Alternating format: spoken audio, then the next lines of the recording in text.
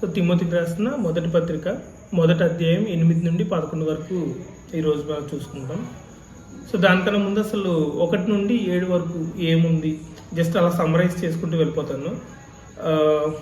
So first 2 వచనాలు మనం చూస్తే పౌలు గారు తిమోతికి పత్రిక రాస్తూ తాను అపోస్తలుడిగా పరిచయం చేసుకుంటూ తిమోతికి ఆయనకున్న క్లోజ్నెస్, సో నిజ కుమారుడగు అనే ఆ క్లోజ్నెస్ని మెన్షన్ చేస్తూ దీవెనలు ఇస్తూ సో మెర్సీ అని చెప్పి సో వీటిని జ్ఞాపకం చేస్తూ ఇలా రాసినట్టుగా మనం చూస్తాం. సో దీన్ని బ్యాక్గ్రౌండ్ని చూసుకుంటూ ఇవన్నీ చూసుకుంటూ వచ్చాం. సో 3, 4, 5 వచనాల ప్రకారం ఏంటంటే తిమోతి గారిని ఎందుకు విడిచిపెట్టారు పౌలు గారు, ఏ సందర్భంలో విడిచిపెట్టారు, అక్కడ ఉన్న పరిస్థితులు ఏంటి, అక్కడ జరుగుతున్న అబద్ధ బోధలు ఏంటి, ఇవన్నీ చూసినట్టుగా మనం చూస్తాం. సో ఎఫెస్లో నిలిచి ఉండవాలని చెప్పినట్లు, అలాగే 5వ వచనం చూస్తే ఉపదేశ సారం ఏంటంటే అని చెప్పి ప్రేమ దగ్గరికి తీసుకుంటూ వస్తున్నారు మొత్తం సబ్జెక్ట్ని.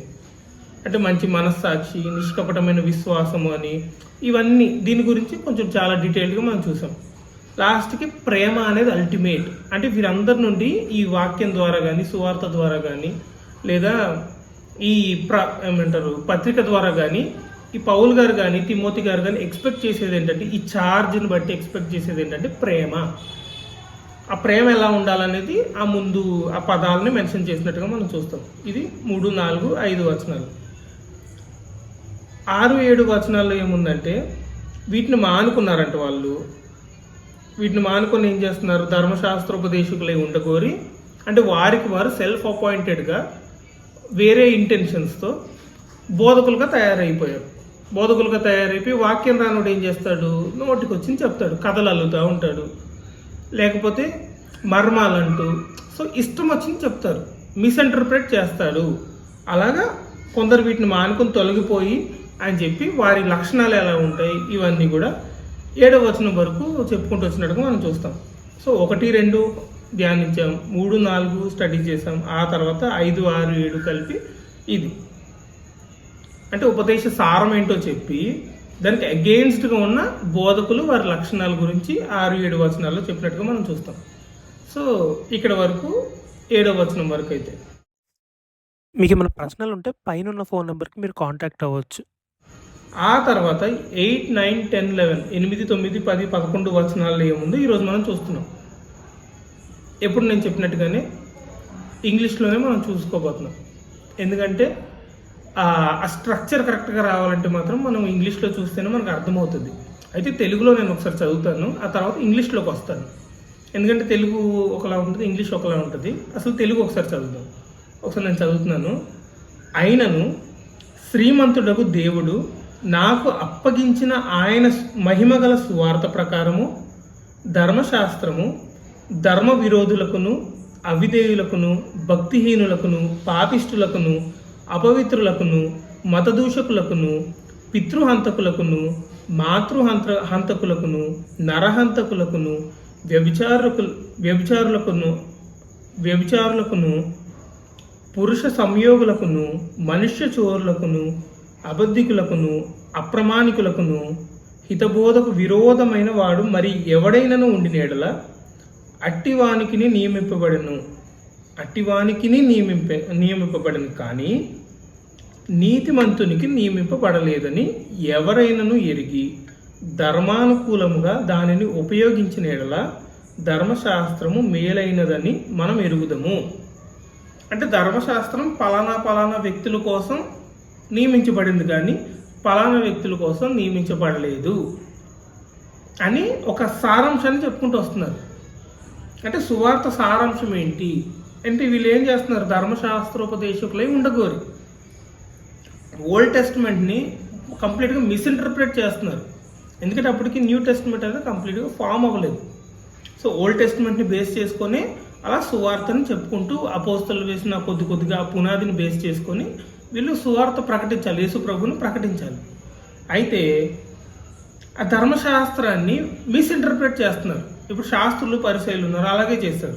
సో వీళ్ళు కూడా అలాగే రాంగ్గా ఇంటర్ప్రిట్ చేస్తున్నారు. కాబట్టి అసలు ధర్మశాస్త్రం ఎందుకు వచ్చింది, ఆ రూట్ కాజ్ దగ్గరకు తీసుకెళ్తున్నారు పౌలు గారు ఆయన ఆర్గ్యుమెంట్ని. అసలు ధర్మశాస్త్రం ఎందుకు వచ్చింది, ఇప్పుడు 5వ వచనంలో ఏం చెప్పారు? ఉపదేశ సారం ఏంటంటే అసలు ఎందుకు ప్రకటిస్తున్నామంటే, అసలు ఈ ఛార్జ్ తీసుకోవడానికి రీజన్ ఏంటంటే, ఏం ఎక్స్పెక్ట్ చేస్తున్నామంటే ప్రేమ అని చెప్పుకుంటూ వచ్చారు. అలాగే అబద్ధ బోధకుల ఏమంటారు గుణగణాలు అంటే లక్షణాలు ఎలా ఉంటాయి, వాళ్ళ యాటిట్యూడ్ ఎలా ఉంటుంది అని చెప్పుకుంటూ వచ్చారు. ఇప్పుడు అసలు ధర్మశాస్త్రం ఎందుకు వచ్చింది, ఎవరికి నియమించబడింది, ఎలాంటి వారి కోసం నియమించబడింది, అసలు ఎందుకు వచ్చింది, రావడానికి గల కారణం ఏంటి అని చెప్పుకుంటూ వస్తున్నారు అనమాట. ఇప్పుడు 8వ వచనం ఇంగ్లీష్లో చదువుతున్నాను చూడండి. నౌ వి నో అంటే ఇప్పుడు మనకు తెలుసు, ఇప్పుడు మనకి తెలుసు, ఇప్పుడు అంతా చదివాను కదా, ఇదంతా మనకు తెలుసు, లేకపోతే మాకు తెలుసు అని చెప్తున్నారు పౌల్ గారు. ఎందుకు now we know that the law is good if one uses it lawfully. Understanding this, that the law is not laid down for the just, but for the lawless and disobedient, for the ungodly and sinners, for the unholy and profane, ESV నుంచి చదివేది, for those who strike their fathers and mothers, for murderers, the sexual immoral, men who practice homosexuality, enslavers, liars, perjurers, and whatever else is contrary to sound doctrine, in accordance with the gospel of the glory of the blessed God with which I have been entrusted. అంటే ఎవరెవరి కోసం కాదు, ఎవరి కోసము అనేది ఇక్కడ రాయబడినట్టుగా మనం చూస్తాం. అసలు వర్డ్ బై వర్డ్ నేను ఇప్పుడు మళ్ళీ ఎక్స్ప్లెయిన్ చేయడానికి ట్రై చేస్తున్నాను. నౌ వి నో దట్ అంటే ఇదంతా విన్నారు కదా. ఇప్పుడు అసలు అబద్ధ బోధకులు ఎలా ఉంటారు, వాళ్ళ లక్షణాలు ఎలా ఉంటాయి, ఇవన్నీ విన్నారు కదా. నౌ వి నో దట్ మనకు తెలుసు. ఏం తెలుసు అంటే వి నో దట్ అనే పదం యూజ్ చేసుకుంటూ రాస్తున్నారు కంటిన్యూషన్.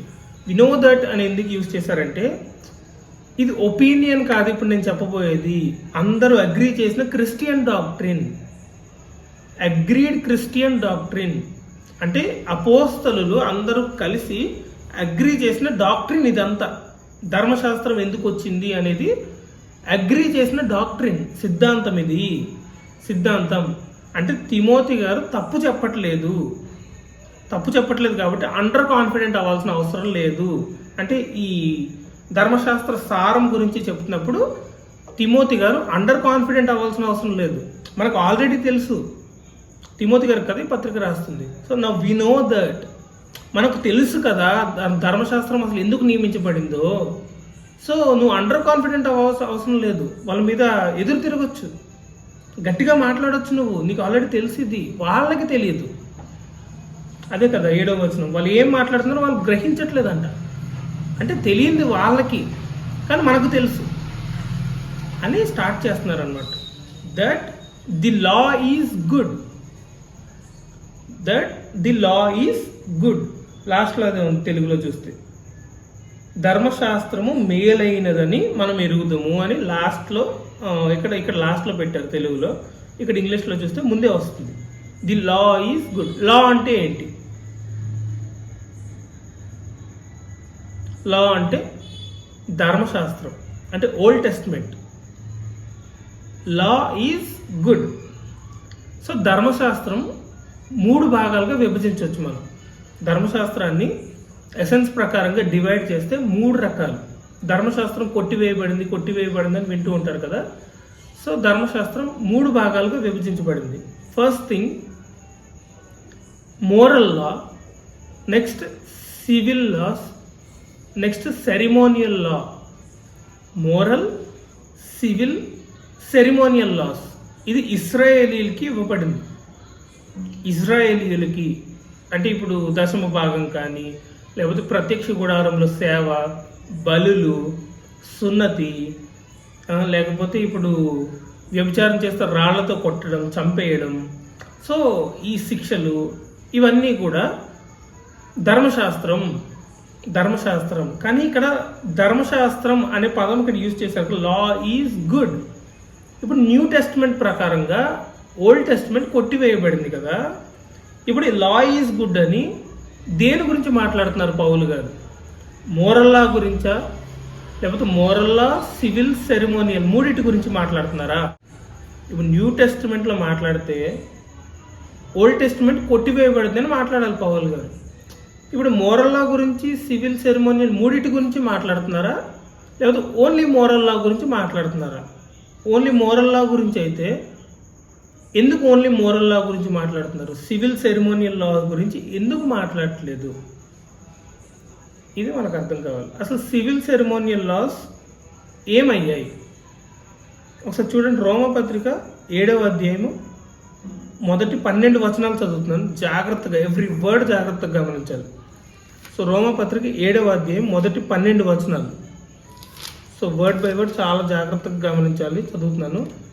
ఇది మొత్తం రోమపత్రిక అసలు అర్థం కాని పత్రిక, అస్సలు అర్థం కాదు. అసలు చాలా కష్టంగా ఉంటుంది. ఒక్కొక్కటి కనెక్ట్ చేసుకుంటూ ఆర్గ్యుమెంట్స్ అన్ని కనెక్ట్ చేసుకుంటూ వస్తారు. సో చాలా జాగ్రత్తగా చదివితే కానీ అర్థం కాదు. అయితే రోమపత్రిక 7వ అధ్యాయం మొదటి 12 వచనాలు. సో సహోదరులారా, మనుష్యుడు బ్రతికినంత కాలమే ధర్మశాస్త్రం అతని మీద ప్రభుత్వము చేయుచున్నదని మీకు తెలియదా?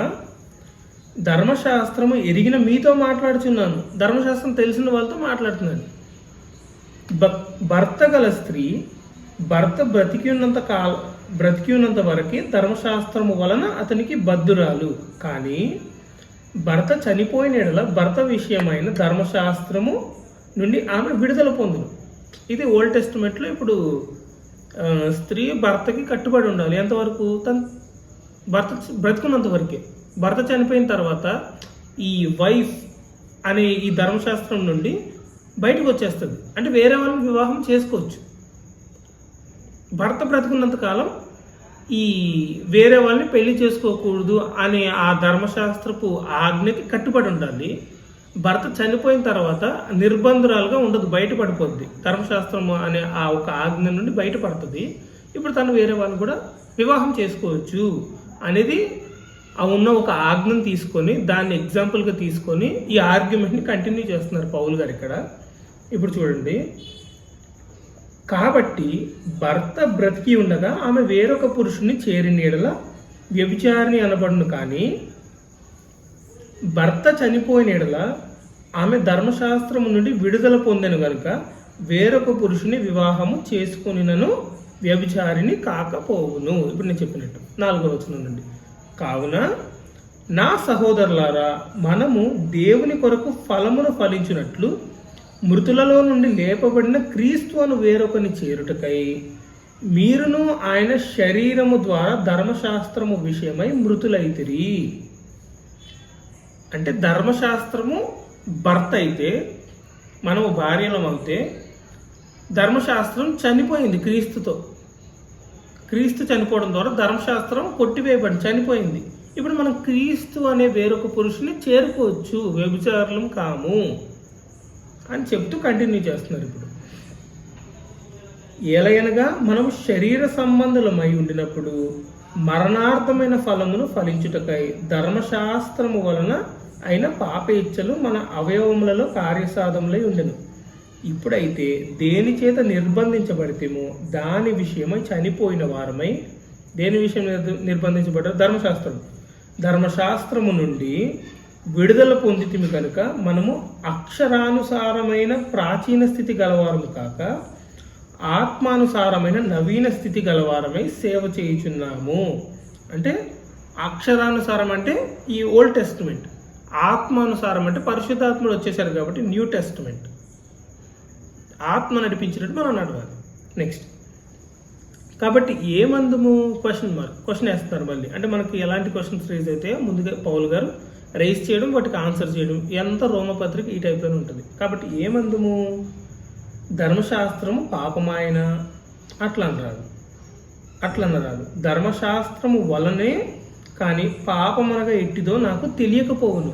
అంటే ఒక ఆజ్ఞ ఉంటేనే కదా పాపం అంటే ఏంటో నాకు అర్థమవుతుంది. ఆశింపవద్దని ధర్మశాస్త్రము చెప్పని ఎడల దురాశ అన ఎట్టిదో నాకు తెలియకపోవును. అయితే పాపము ఆజ్ఞను హేతువు చేసుకుని సకల విధమైన దురాశలను నా యందు పుట్టించెను. ధర్మశాస్త్రము లేనప్పుడు పాపము మృతము. ఇప్పుడు నన్ను ఎవరైనా టెంప్ట్ చేయాలి. ఇప్పుడు మా పేరెంట్స్ ఏం చేశారంటే నన్ను స్వీట్ తినొద్దు అని చెప్పారు. ఇది ధర్మశాస్త్రపు ఆజ్ఞ అనుకుందాం. ఇప్పుడు నా ఎనిమి వచ్చి నన్ను టెంప్ట్ చేయాలి. ఇప్పుడు నాకు ఏ ఆజ్ఞ లేదనుకోండి, నన్ను ఎలా టెంప్ట్ చేస్తాడు? ఆప్షన్ ఉండదు.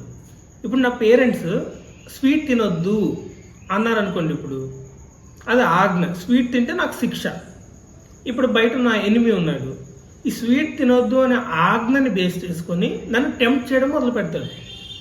ఎప్పుడైతే నేను టెంప్ట్ అవుతానో స్వీట్ తింటానో నాకు శిక్ష, తిననంత వరకు నో శిక్ష. అలాగే ధర్మశాస్త్రమును హేతువు చేసుకొని, ఆజ్ఞను హేతువు చేసుకొని, ఆజ్ఞ ఎప్పుడు వస్తుందో అప్పుడే శోధన వస్తుంది. ఆజ్ఞ లేకపోతే శోధన ఉండదు. ఆజ్ఞను హేతువు చేసుకొని సకల విధమైన దురాశలను నా యందు పుట్టించెను. ధర్మశాస్త్రం లేనప్పుడు పాపము మృతము. అసలు ఆజ్ఞే లేదు, ఇంకా పాపము అనే దానికి స్కోప్ ఎక్కడ ఉంది? ఇప్పుడు ఆదాము వాళ్ళకి ఆజ్ఞ, పండు తినొద్దు. పండు తినొద్దు అనే ఆజ్ఞ లేకపోతే పాపము అనే దానికి అవకాశమే లేదు. స్వేచ్ఛ లేకపోతే, స్వేచ్ఛతో పాటు ఆజ్ఞ లేకపోతే పాపము అనే పదానికి అసలు అర్థమే ఉండదు. ఇది గుర్తుపెట్టుకోండి. నెక్స్ట్, ఒకప్పుడు నేను ధర్మశాస్త్రము లేకుండా జీవించుచుంటిని, కానీ ఆజ్ఞ వచ్చినప్పుడు పాపమునకు మరలా జీవము వచ్చెను. నేనైతే చనిపోతుంది. అప్పుడు జీవార్థమైన ఆజ్ఞ నాకు మరణార్థమైనట్టు కనబడింది. ఎలయనగా పాపము ఆజ్ఞను హేతువు చేసుకుని నన్ను మోసపుచ్చి దాని చేత నన్ను చంపెను.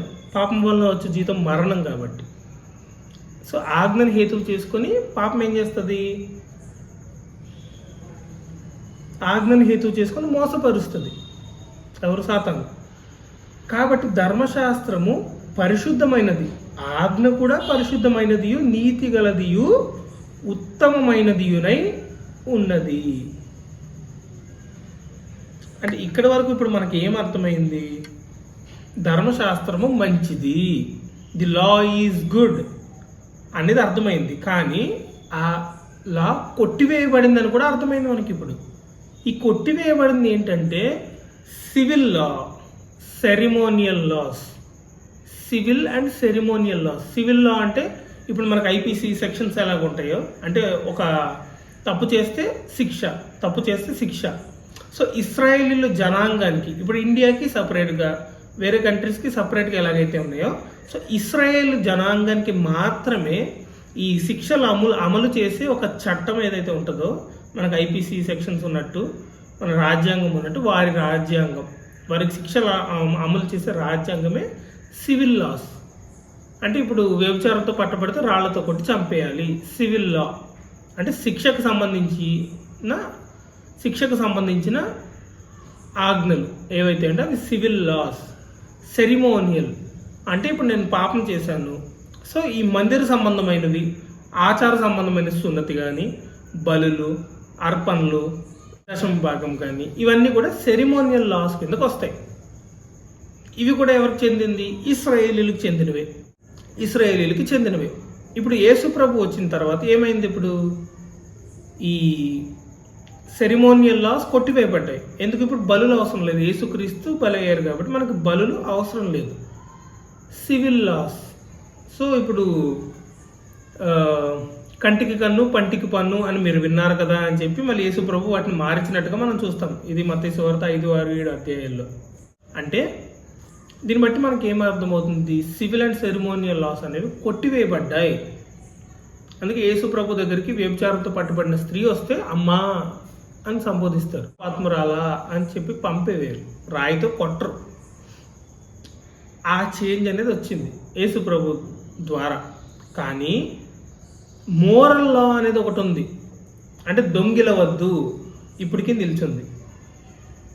వేరే వారిది ఆశించకూడదు, నీ దేవుణ్ణే ఆరాధించాలి, విగ్రహ ఆరాధన చేయొద్దు, ఇవన్నీ మోరల్ లాస్ ఇవన్నీ ఉన్నాయి.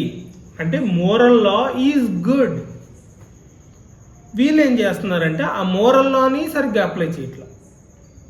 ఇటు సెరిమోనియల్ సివిల్లో కొట్టివేయబడ్డాయని చెప్పకుండా వాటిని ఇష్టం వచ్చినట్టుగా వాళ్ళకి కావాల్సిన మలిచి అప్లై చేయడం మొదలుపెట్టారు. ఈ మోరల్ లాను కూడా ఒక రాంగ్ వేలో అప్లై చేయడం మొదలెట్టారు.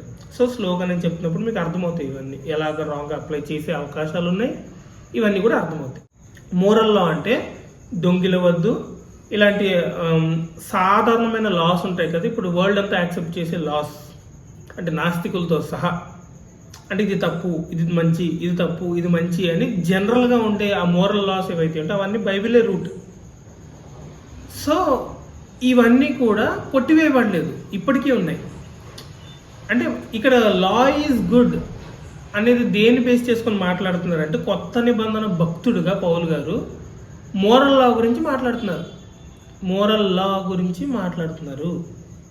ముఖ్యంగా సివిల్ అండ్ సెరిమోనియల్ గురించి మాట్లాడరు, ఎందుకంటే యేసుప్రభు వచ్చిన తర్వాత నెరవేర్చబడిపోయింది కాబట్టి. ఒకళ్ళు మాట్లాడి ఎంతవరకు మాట్లాడతారు? ఓల్డ్ టెస్టిమెంట్లో మంచిది అన్నంతవరకే మాట్లాడతారు, ఇప్పుడు మంచిది అని చెప్పరు, ఎందుకంటే కొట్టివేయబడ్డది. దాని గురించి పెద్ద డిస్కషన్ కూడా అవసరం లేదు ఇక్కడ. కానీ వాళ్ళు ఏం చేస్తున్నారు? ధర్మశాస్త్రోపదేశకులు ఉండగోరి ఓల్డ్ టెస్టిమెంట్ని లేకపోతే న్యూ టెస్టిమెంట్ని మోరల్ లా అని కన్ఫ్యూజ్ చేసి ఇష్టం వచ్చినట్టు వాడుతున్నారు.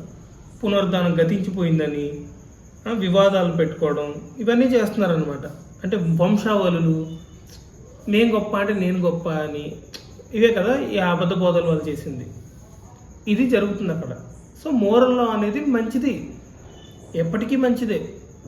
అదే మనం రోమపత్రిక 7:12 మనం చూస్తాం. ఎప్పుడు మంచిది? If one uses it lawfully అని ఉంది. నెక్స్ట్ ఎప్పుడు మంచిది? If one uses it lawfully, అంటే గాడ్ ఎలాగైతే డిజైన్ చేశారో అలా యూజ్ చేస్తే అది మంచిది. గాడ్ ఎలా డిజైన్ చేశారో అలా యూజ్ చేస్తే మంచిది. గాడ్ ఎలాగైతే డిజైన్ చేయలేదో అలా యూజ్ చేస్తే చెడ్డది. మోరల్లా కూడా అది ఏంటి, అసలు ప్రాపర్ యూసేజ్ ఏంటి, రైట్ అప్లికేషన్ ఎలాగా, అంతే కదా. ఇప్పుడు సృష్టికర్త ఆయన ఎలా పెట్టాడో అలా అప్లై చేసుకోవాలి ఒక లాని. అయితే ఆ ప్రాపర్ యూసేజ్ ఏంటి, ఆయన చెప్పినట్టు ఎలా అప్లై చేసుకోవాలి, దానికోసం ఒక ఎగ్జాంపుల్, బెస్ట్ ఎగ్జాంపుల్ నేను ఒకటి తీసుకుంటున్నాను చూడండి ఒకసారి. మత్తయి సువార్త 19:8-11. మత్తయి సువార్త 19:8-11. ఇది పరిత్యాగ పత్రిక గురించి. సువార్త 19:8-11. ఇది పరిత్యాగ పత్రిక, డివోర్స్ గురించి యేసు ప్రభువుని కొందరు వచ్చి అడుగుతారు. అప్పుడు ఆయన ఎలా ఆన్సర్ చేస్తున్నారు ఒకసారి చూడండి. 19:8-11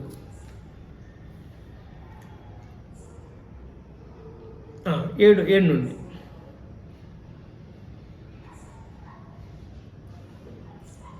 పరిత్యాగ పత్రికనిచ్చి ఆమెను విడనాడమని మోషే ఎందుకు ఆజ్ఞాపించినని వారు ఆయనను అడగగా ఆయన, మీ హృదయ కాఠిన్యమును బట్టి మీ భార్యలను విడనాడ మోషే సెలవిచ్చిన కానీ ఆది నుండి అలాగూ జరగలేదు. మీ హృదయ కాఠిన్యమును బట్టి, ఈ వర్డ్ గుర్తుపెట్టుకుని తర్వాత ఎక్స్ప్లెయిన్ చేస్తాను దీన్ని. మళ్ళీ ఇది ఎగ్జాంపుల్ మళ్ళీ వాడతాం మనం. కానీ ఆది నుండి అలాగూ జరగలేదు. మరియు వ్యభిచారము నిమిత్తమే తప్ప తన భార్యను విడనాడి మరి ఒకతిని పెండ్లి చేసుకునేవాడు వ్యభిచారము చేయుచున్నాడనియు, విడనాడబడిన దానిని పెండ్లి చేసుకునేవాడు వ్యభిచారము చేయుచున్నాడనియు మీతో చెప్పుచున్నానని వారితో అనెను. అంటే వ్యభిచార నిమిత్తం తప్ప ఇంకే రీతిగాను ఏమంటారు, పరిత్యాగ పత్రిక ఇవ్వకూడదు అని యేసుప్రభు మారుస్తున్నట్టుగా మనం చూస్తాం. అంటే అసలు ఇంటెన్షన్ ఏంటి? అసలు విడిపోకూడదు అనేది దేవుడి ఇంటెన్షన్. కానీ వీళ్ళ హృదయ కాఠిన్యాన్ని బట్టి ఈ యొక్క ఆజ్ఞ ఇవ్వాల్సి వచ్చింది. ఇది గుర్తుపెట్టుకోండి, ఈ ఆజ్ఞ ఇవ్వాల్సి వచ్చింది. కానీ వ్యభిచారం నిమిత్తం తప్ప అసలు పరిత్యాగ పత్రిక ఇవ్వకూడదు. కానీ వీళ్ళు ఏం చేస్తున్నారు? వ్యభిచార నిమిత్తం కాదు, పరిత్యాగ పత్రిక అనేది ఒకటి ఉంది కాబట్టి వీళ్ళు ఇష్టం వచ్చినట్టు పరిత్యాగ పత్రిక ఇవ్వడాలు మొదలు పెట్టారు. పెళ్లి చేసుకోవడం, విడిపోవడం. ఇది వ్యభిచార నిమిత్తం కాదు, మిగతా రకరకాల కారణాలతో విడిపోవడం మొదలు పెట్టారు. అంటే ఒక చట్టాన్ని మిస్యూజ్ చేస్తున్నారు. కానీ ఆది నుండి అలా జరగలేదంటే దేవుడు నిన్న నేడు రేపు ఏకరీతిగా ఉన్నాడు. ఒక ఆజ్ఞ ఇచ్చాడంటే ఆయన ఇంటెన్షన్ ఎప్పుడూ ఒకేలాగా ఉంటుంది, ఎప్పుడూ ఒకేలాగా ఉంటుంది. ఎగ్జాంపుల్ చెప్పనా, ఇప్పుడు ఒకరికి మించి ఎవరిని ఎక్కువ మందిని పెళ్లి చేసుకోవద్దు అని దేవుడు ఆలోచన కదా. ఇప్పుడు దావీదు కానీ అబ్రహాం గారు కానీ యాకోబు, ఇసాక్ కానీ వీళ్ళంతా మోర్ దెన్ 1 మ్యారేజ్ చేసుకున్నారు. ఇప్పుడు దేవుడు వాళ్ళని ఏమీ అనలేదు అని మనకు అనిపిస్తుంది, కానీ వాళ్ళు చేసింది కరెక్ట్ అని అనొచ్చా మనం? దేవుడి దృష్టిలో కరెక్ట్ కాదు, కానీ ఆయన రెస్పాండ్ అవ్వలేదంటే ఆల్రెడీ వేరే దగ్గర చెప్పిన దాన్ని బేస్ చేసుకుని ఆయన క్యారెక్టర్ని ఎస్టాబ్లిష్ చేసిన క్యారెక్టర్ని బేస్ చేసుకొని మనం ఇక్కడ తప్పు ఒప్పు నిర్ణయించాలి. అంతే తప్ప ఇక్కడ దేవుడు ఏమనలేదు అంటే ప్రతిదానికి అనుకుంటూ పోతే బైబిల్ మనకి ఈ ఏమంటారు ఇంత తక్కువ పేజీలు ఉండదు, చాలా ఎక్కువ ఉంటుంది. సో ఒక్క దగ్గర తప్పు అని చెప్పాడంటే దేవుడు, ఇంకో దగ్గర కూడా తప్పే.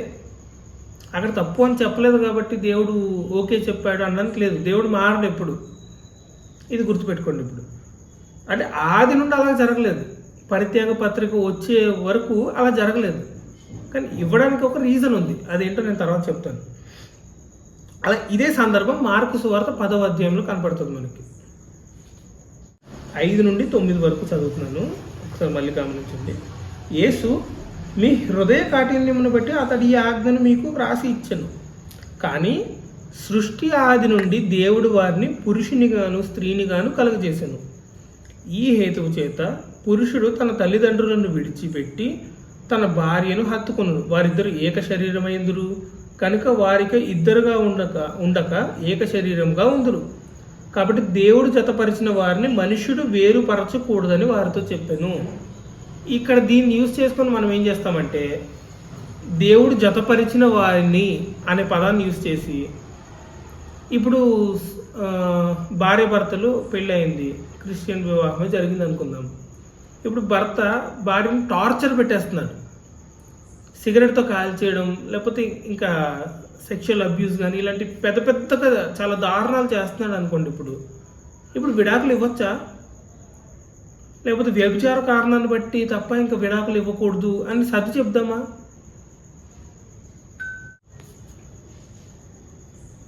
అంటే నువ్వు టార్చర్ చేసినా కానీ అక్కడే కాపురం చేయమ్మా అని పంపిస్తున్నారు వెనక్కి. వాళ్ళని దేవుడు జతపరిచాడా?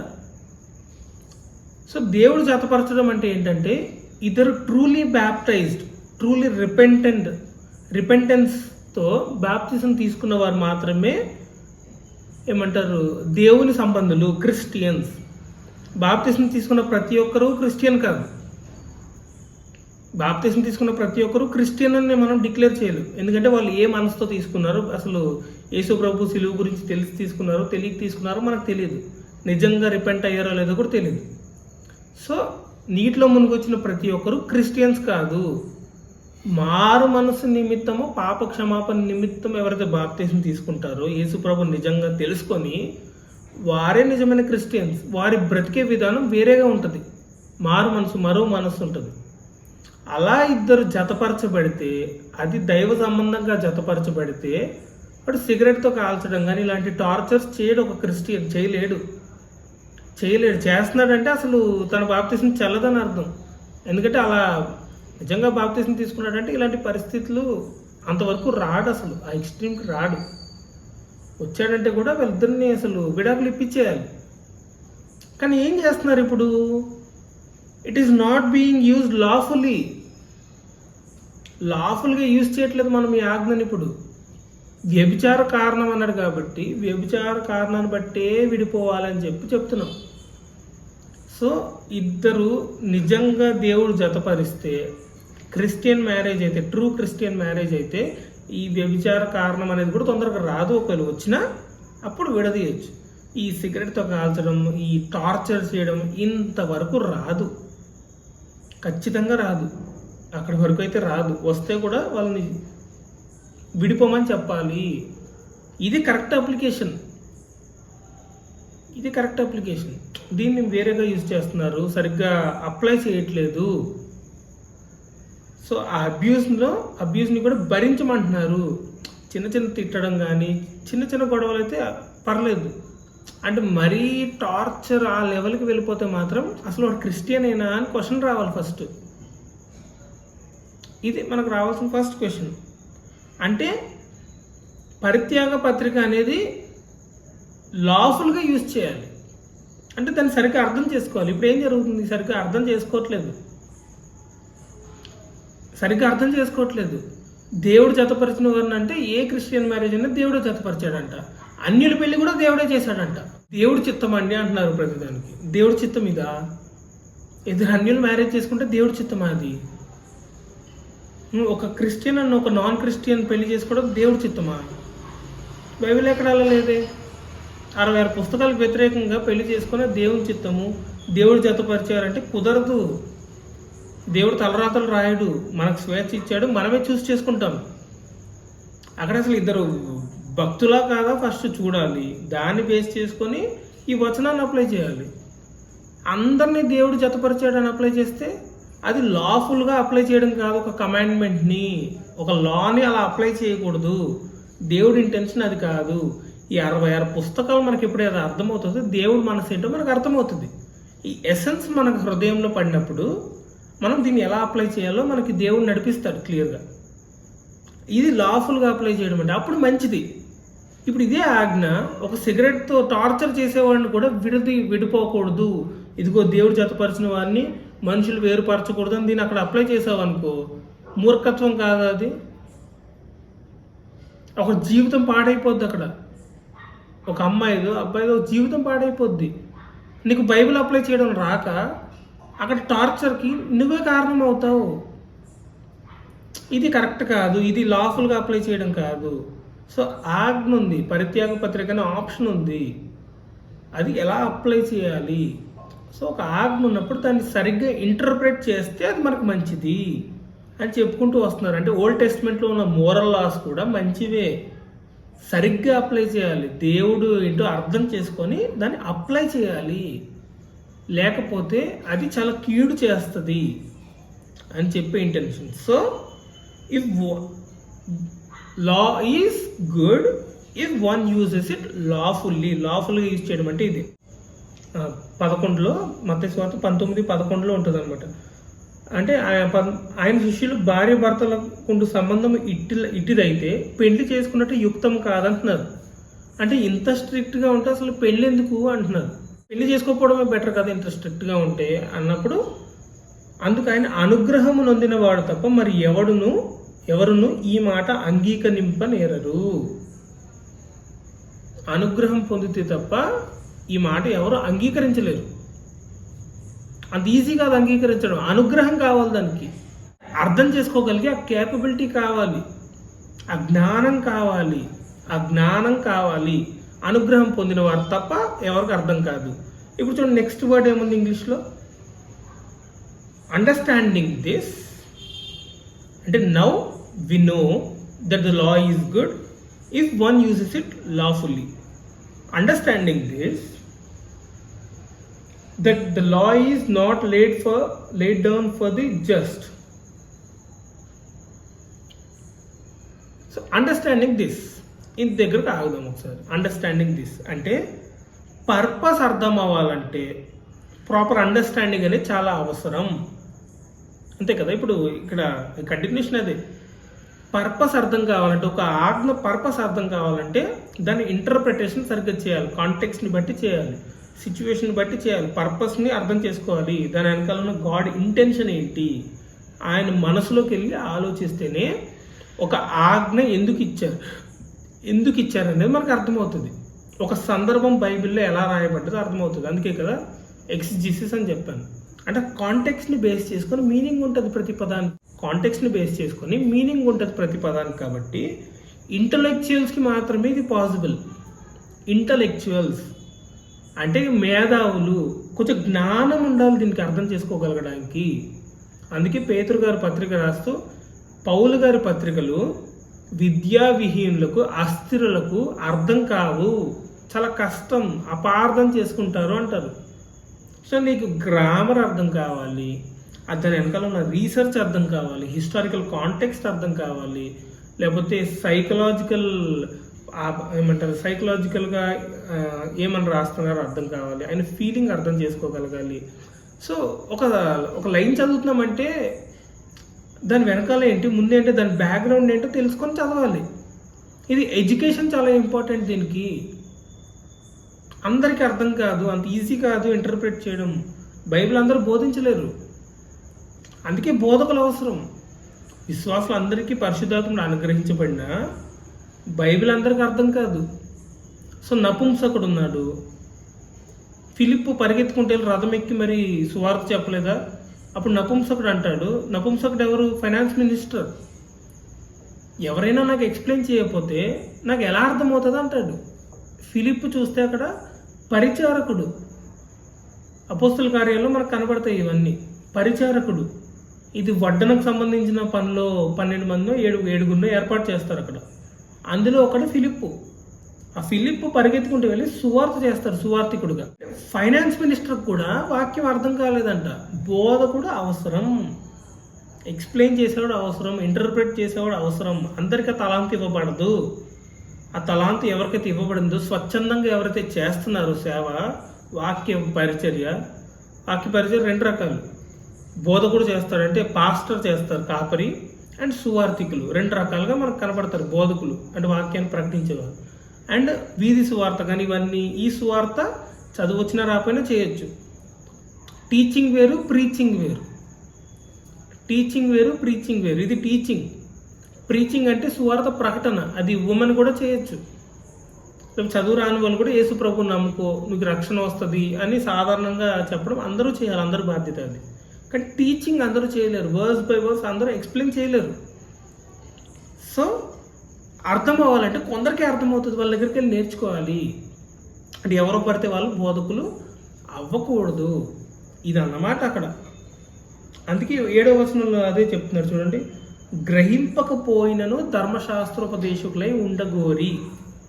మనకు తెలీదు ఎలా అప్లై చేయాలో, కానీ ధర్మశాస్త్రోపదేశకులు అయిపోవాలనుకుంటున్నారు. ఇది కరెక్ట్ కాదు, అలా అవ్వకూడదు.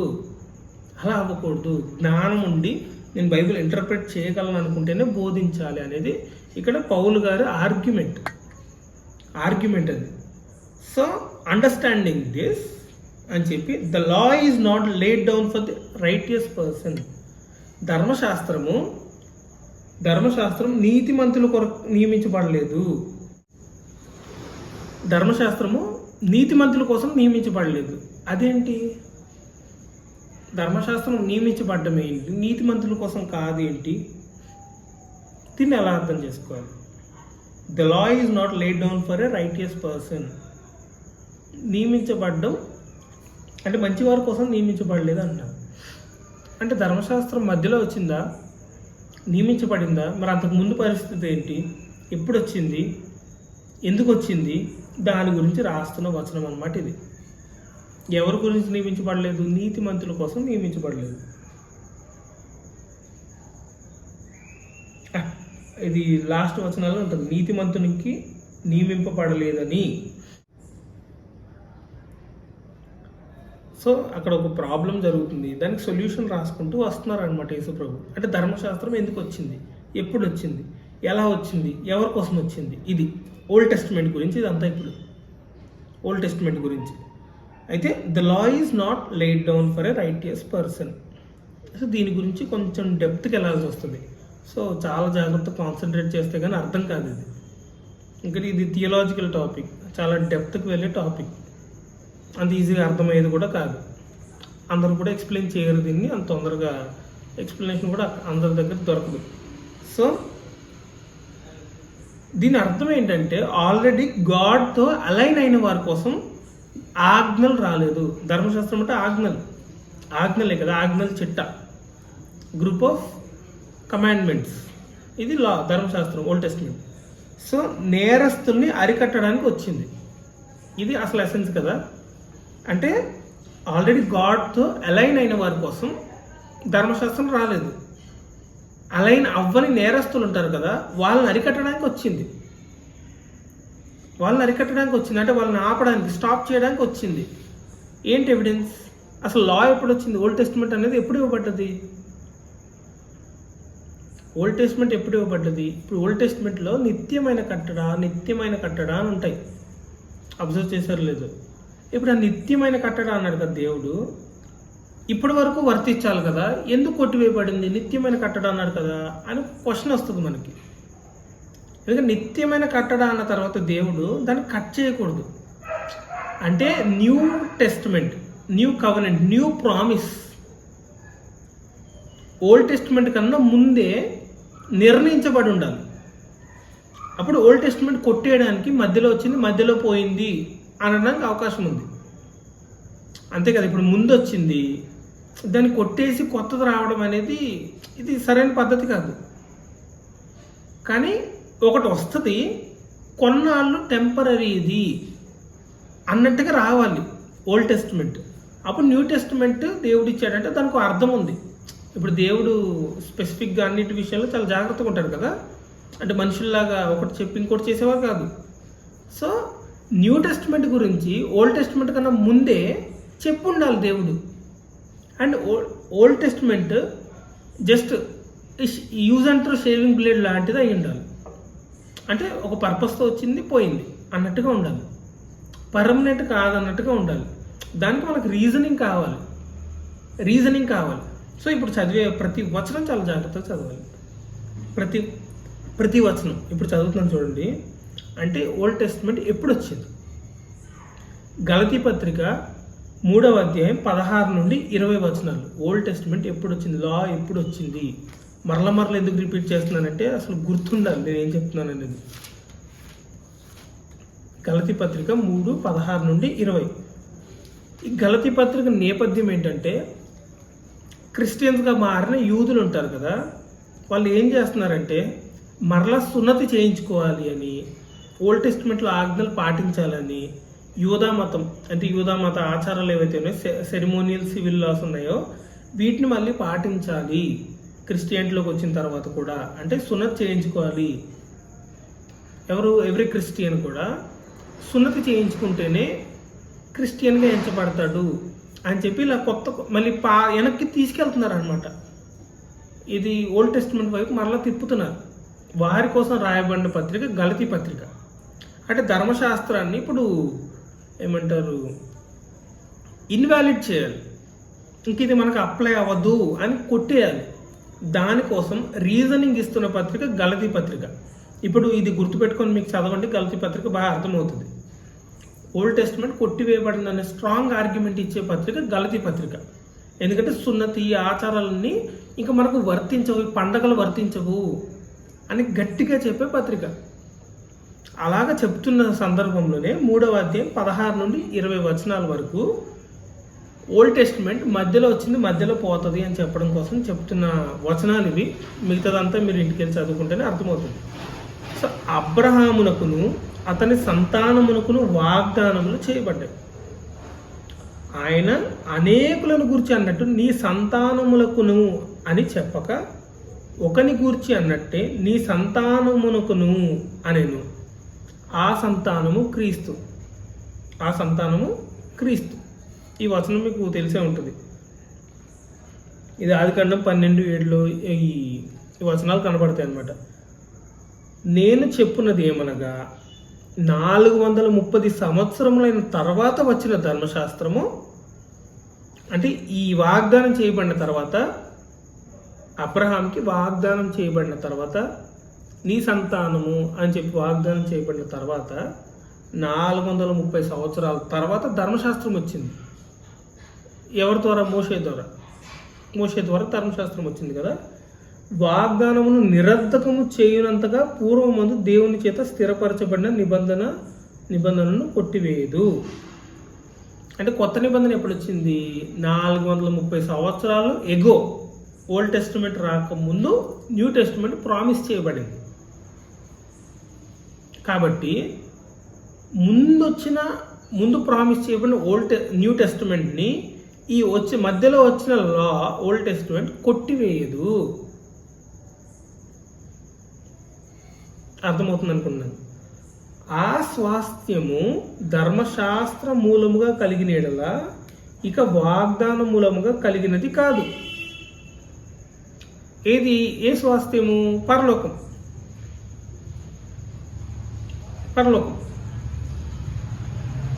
అయితే దేవుడు అబ్రహామునకు వాగ్దానము వల్లనే దానిని అనుగ్రహించను. అంటే అబ్రహాము పరలోకం వెళ్ళడానికి కూడా క్రీస్తు రక్తం అవసరం. అబ్రహాం పరలోకం వెళ్ళడానికి కూడా క్రీస్తు రక్తమే అవసరం. అది ఎలా అనేది తర్వాత చెప్తాను. అలాగైతే ధర్మశాస్త్రం ఎందుకు? 430 సంవత్సరాల తర్వాత వచ్చిన ధర్మశాస్త్రం అని చెప్పుకుంటూ వచ్చారు. అలాగే ధర్మశాస్త్రం ఎందుకు అని క్వశ్చన్ వేసి, ఎవనికి ఆ వాగ్దానం చేయబడినో ఆ సంతానము వచ్చే వరకు అది అతిక్రమములను బట్టి దానికి తర్వాత ఇవ్వబడిన. ఎవనికి ఆ వాగ్దానం చేయబడిన ఆ సంతానము వచ్చే వరకు అంటే క్రీస్తు వచ్చే వరకు అది అతిక్రమములను బట్టి దానికి తర్వాత ఇవ్వబడిన. అతిక్రమముల వల్ల ధర్మశాస్త్రం వచ్చింది. అంటే ఆజ్ఞలు ఎందుకు పుట్టాయంటే అతిక్రమాలు జరుగుతున్నాయి కాబట్టి దాన్ని అరికట్టడానికి ఆజ్ఞలు వచ్చాయి. తప్పులు జరుగుతున్నాయి కాబట్టి వాటిని అరికట్టడానికి ఆజ్ఞలు వచ్చాయి. మధ్యవర్తి ఒకనికి మధ్యవర్తి కాడు కానీ దేవుడు ఒక్కడే. సో అది మధ్యవర్తి చేత దేవదూతల ద్వారా నియమించబడను అని చెప్పుకుంటూ వచ్చారు. అంటే కొన్ని మిస్టేక్స్ జరుగుతున్నాయి, వాటిని అరికట్టాలి. అరికట్టడం కోసం ఆజ్ఞలు వచ్చాయి, ధర్మశాస్త్రం వచ్చింది. అంటే మోషే ధర్మశాస్త్రం ఎందుకు వచ్చిందంటే అప్పటి వరకు చాలా తప్పులు జరుగుతూ వచ్చాయి, దాన్ని బేస్ చేసుకుని ఆజ్ఞలు వచ్చాయి. మోషేకి ఆజ్ఞలు ఇవ్వాల్సిన పరిస్థితి వచ్చింది. ఒక జనాంగాన్ని ఏర్పరచాల్సి వచ్చింది. వారి నుండి క్రీస్తుని తీసుకురావాల్సి వచ్చింది. ఇంతవరకు అర్థమైంది అనుకుంటా. అంటే మోషే వచ్చే వరకు ఆజ్ఞలు లేవు. రాతపూర్వకంగా మోషే గారు వచ్చే వరకు ఆజ్ఞలు లేవు. ఆదమ్మవలకి పండు తినడం గురించిన ఆజ్ఞ తప్ప ఆ తర్వాత రిటర్న్గా మోషే గారు వచ్చే వరకు ఆజ్ఞలు లేవు. ఆజ్ఞలు లేకపోతే పాపం అనేది అసలు పాపము అనే పదానికి స్కోప్ లేదు. ఓకేనా? ఆజ్ఞలు లేకుండా పాపం అనేదానికి స్కోప్ లేదు. కానీ అబ్రహాం నుండి మోషే కాలం వరకు లేదా ఆదాము నుండి మోషే కాలం వరకు తప్పులు జరుపుకుంటూ వస్తున్నాయి. ఈ తప్పులను అరికట్టడం కోసం మోషే కాలంలో ధర్మశాస్త్రం అనేది రిటర్న్గా ఇవ్వబడింది, ఆజ్ఞలు చిట్టా ఇవ్వబడింది.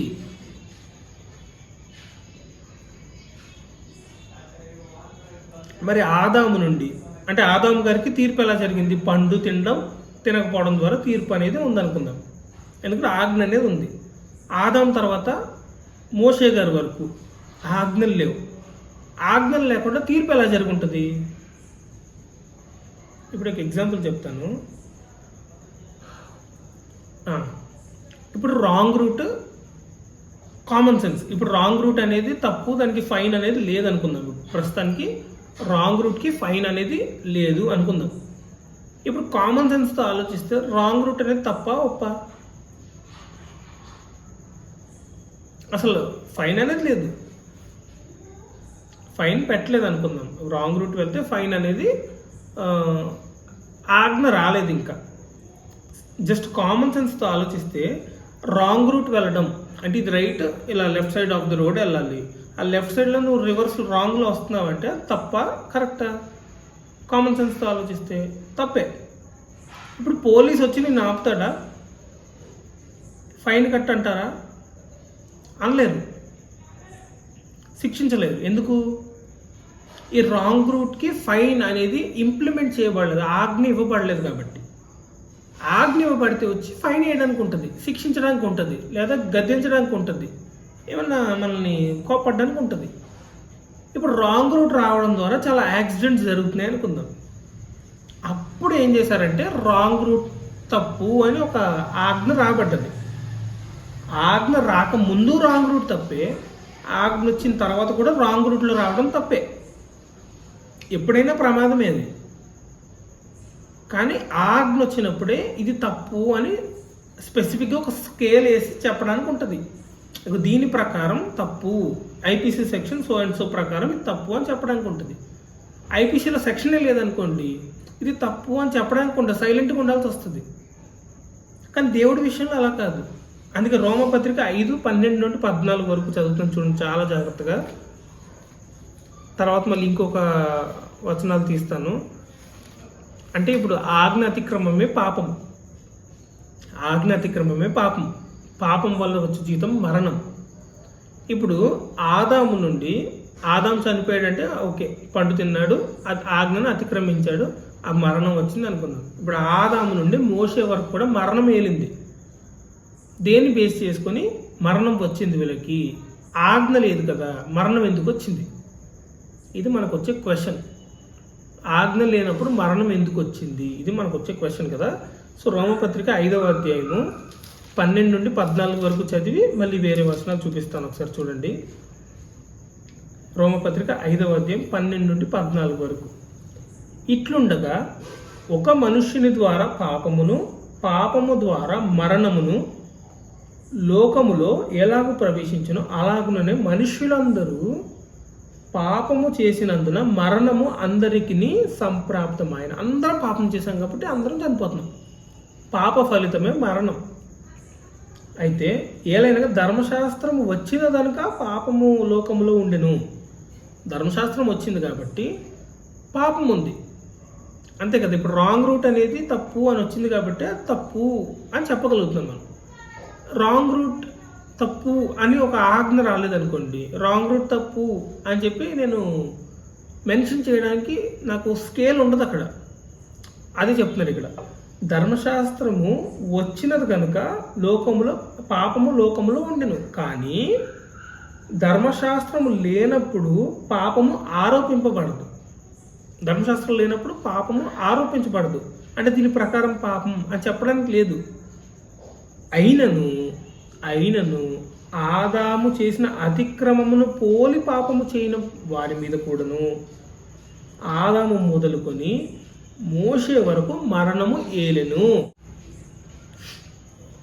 అర్థమైంది? ఆదాము నుండి మోషే వరకు ఆజ్ఞలు లేవు, కానీ చనిపోవడం అనేది జరిగింది మనుషులు. ఎలా జరిగింది ఇదే ఆర్గ్యుమెంట్. ఆ తర్వాత చదివితే మీకు కొంచెం అర్థమవుతుంది. అంత ఈజీగా అర్థం కాదు రోమపత్రిక. నేను చెప్పింది ఆ ఎగ్జాంపుల్స్తో అర్థమైంది అనుకుంటున్నాను. ఇప్పుడు నేను దీనికి ఆన్సర్ మొదట్లోనే రాస్తారు పౌలు గారు. 1వ అధ్యాయము అంటే క్రీస్తు గురించి తెలియకుండా నరకానికి వెళ్ళిపోతున్నారు కదా చాలామంది. మరి క్రీస్తు గురించి ప్రకటించబడకుండా వాళ్ళకి తీర్పు ఎలా జరుగుతుంది అనేది మనకు వచ్చే క్వశ్చన్. అలాగే కదా ఇప్పుడు ఆజ్ఞలు లేవు, మరణం ఎలా? ఆజ్ఞలు లేకపోయినా కానీ వారికి తెలుసు తప్పు మంచి అనేది తెలుసు. ఎలా తెలుసు? సో రోమపత్రిక 1వ అధ్యాయము 19 నుండి 23 వరకు.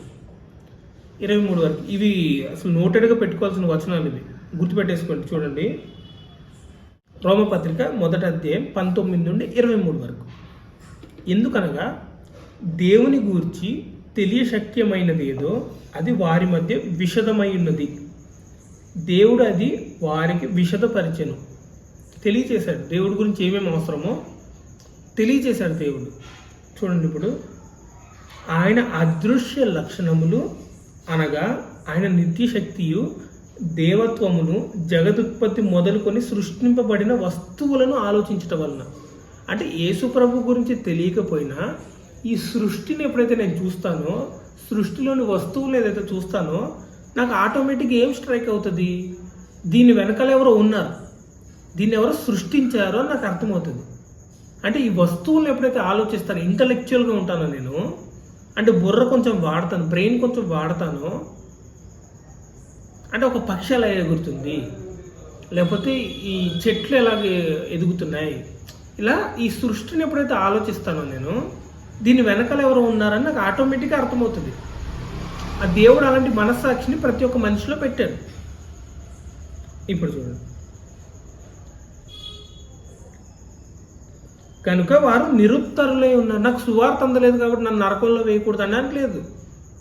నువ్వు సృష్టిని ఆలోచిస్తే దాని వెనక సృష్టికర్త ఉన్నాడు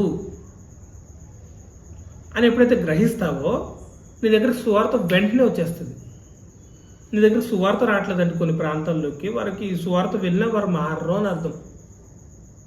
అందుకే కపెర్నహూములో ఆయన అనేక సూచక క్రియలు చేయలేదు. కొన్ని ప్లేసెస్లో యేసు ప్రభు సూచక క్రియలు చేయలేదు, ఎందుకంటే యూజ్లెస్. చేసి కూడా వారు మారరు, అందుకే ఆయన సూచక క్రియలు చేయలేదు. అలాగే ఏది అవసరం బేసిక్ ఇన్ఫర్మేషన్ ప్రతి ఒక్క మనిషికి దేవుడు ఇచ్చాడు మనస్సాక్షిని బట్టి.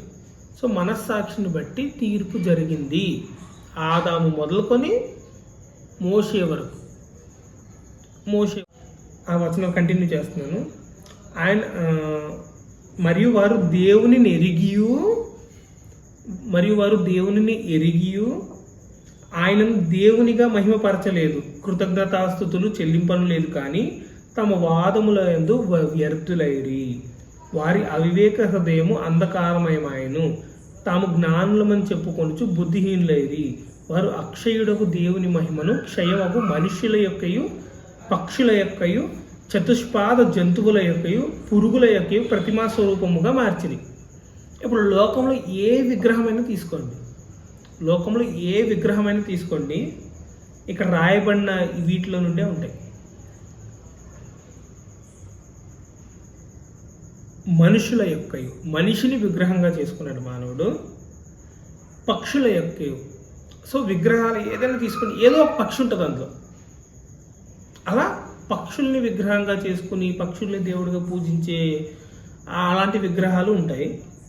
చతుష్పాద జంతువుల యొక్కయు, చతుష్పాద జంతువుల యొక్కయు జంతువులు, సో డిఫరెంట్ జంతువుల్ని బేస్ చేసుకొని విగ్రహాలు తయారు చేసుకొని ఇవే మా దేవుడు అని పూజిస్తున్నారు. పురుగుల యొక్కయు ప్రతిమా స్వరూపముగా మార్చరి. వీటిలో నుండే కదా ప్రతిమ కూడా ఉండేది. వారికి దేవుడు తెలుసు, వారికి కొద్దిగా ఆలోచిస్తే దేవుడు అర్థమవుతాడు. ఆ జ్ఞానాన్ని, ఆ మనస్సాక్షిని దేవుడే ఇచ్చాడు. సో సువార్త అందలేదు కాబట్టి పరలోకం తీసుకెళ్తాడు అనుకోవడం మన అవివేకం. అది తెలుసు, దేవుడు తెలిసే వారు పాపం చేస్తున్నారు, తెలిసే ఒప్పుకోవట్లేదు యేసు ప్రభు దేవుడని, తెలిసే చేస్తున్నారు అనేది ఇక్కడ. సో ఆదాము మొదలుకొని మోషే వరకు ధర్మశాస్త్రం లేదు, కానీ మరణం ఏలింది.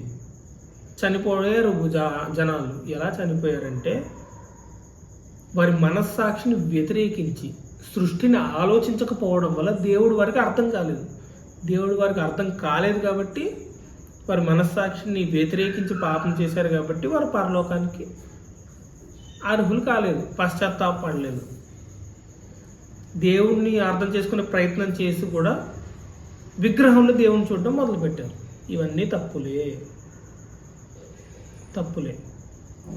ఒక ఎగ్జాంపుల్ చెప్తాను చూడండి. యోబు గారు ఉన్నారు కదా, యోబు గారికి యోబు గ్రంథం 31:1 నేను నా కన్నులతో నిబంధన చేసుకున్నాను, ఒక స్త్రీని తప్పుగా నేను చూడనని నా కన్నులతో నిబంధన చేసుకున్నాను, చూడనని తప్పుగా. ఇదే ఎగ్జాక్ట్ ఎసెన్స్ మత్తయి సువార్త 5వ అధ్యాయంలోనో 6వ అధ్యాయంలోనో మనకి ఒక స్త్రీని మోహపు చూపు చూస్తే వ్యభిచారం చేసినట్టు అంటారు యేసుక్రీస్తు ప్రభు గారు. అబ్రహాము సమకాలికుడో లేకపోతే అబ్రహాం కన్నా ముందటివాడు యోబు గారు. అప్పటికి బైబిల్ అసలు రాయబడలా. యోబు గారి కాలానికి అసలు ఒక్క గ్రంథం కూడా రాయబడలేదు. అసలు ఫస్ట్ రాయబడ్డ గ్రంథమే యోబు గ్రంథం అంట. యోబు గారి కాలానికి ఏ గ్రంథము లేదు. యోబు గారికి ఎలా తెలిసింది ఒక అమ్మాయిని తప్పుగా చూడడం కూడా తప్పే అని? ఇప్పుడు ఇశ్రాయేలీలకి ఇవ్వబడిన ఆజ్ఞల్లో వ్యభిచారం చేస్తే తప్పు. యోబు గారికి ఎలా అర్థమైంది అమ్మాయిని చూస్తే కూడా తప్ప అని? అంటే చూడడం దగ్గర పాపం మొదలవుతుందని యోబు గారికి ఎలా తెలుసు? సో రిటర్న్గా ఇవ్వకపోయినా దేవునికి అనుకూలంగా బ్రతకాలి అనుకున్న వారికి ఎప్పుడు ఆయన దగ్గరగానే ఉన్నాడు. యోబు గారితో దేవుడికి ఇంటరాక్షన్ జరిగిందా? త్రూ దూతలు అయి ఉంటుంది. అది దేవుడు డైరెక్ట్గా వచ్చి మాట్లాడితే యోబు గారు చనిపోతారు. సో ఆయన కోసం బ్రతకాలని మరి నేను నిర్ణయం తీసుకుంటే దేవుడు ఎప్పుడు అందరికీ సమీపంగానే ఉంటాడు, సమీపంగానే ఉన్నాడు కూడా.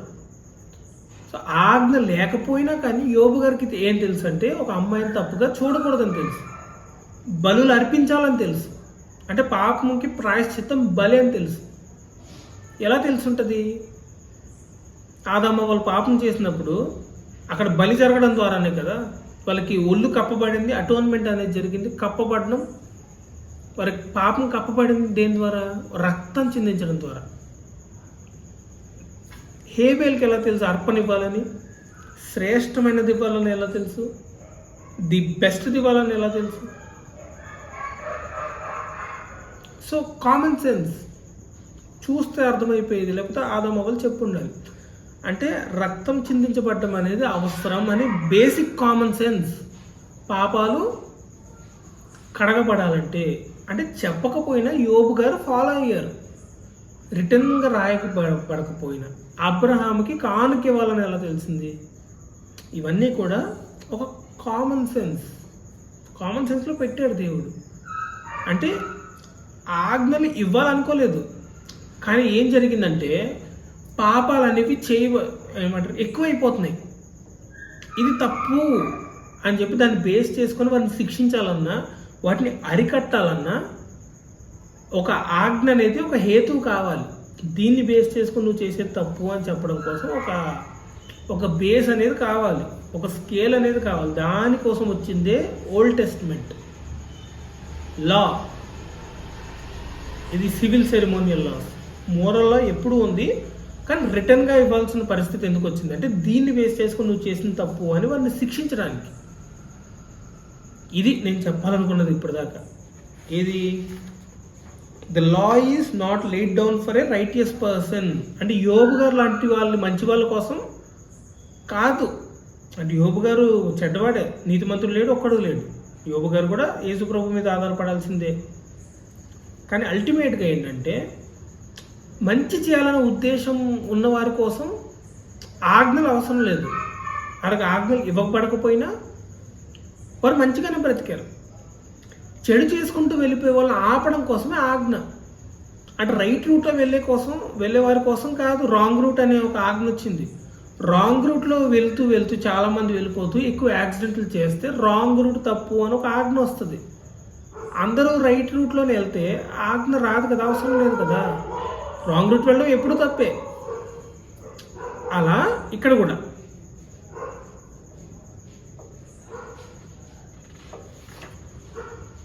సో రైటియస్ పర్సన్ అంటే యోబు గారు ఎగ్జాంపుల్గా చెప్పాను నేను ఇప్పుడు దాకా.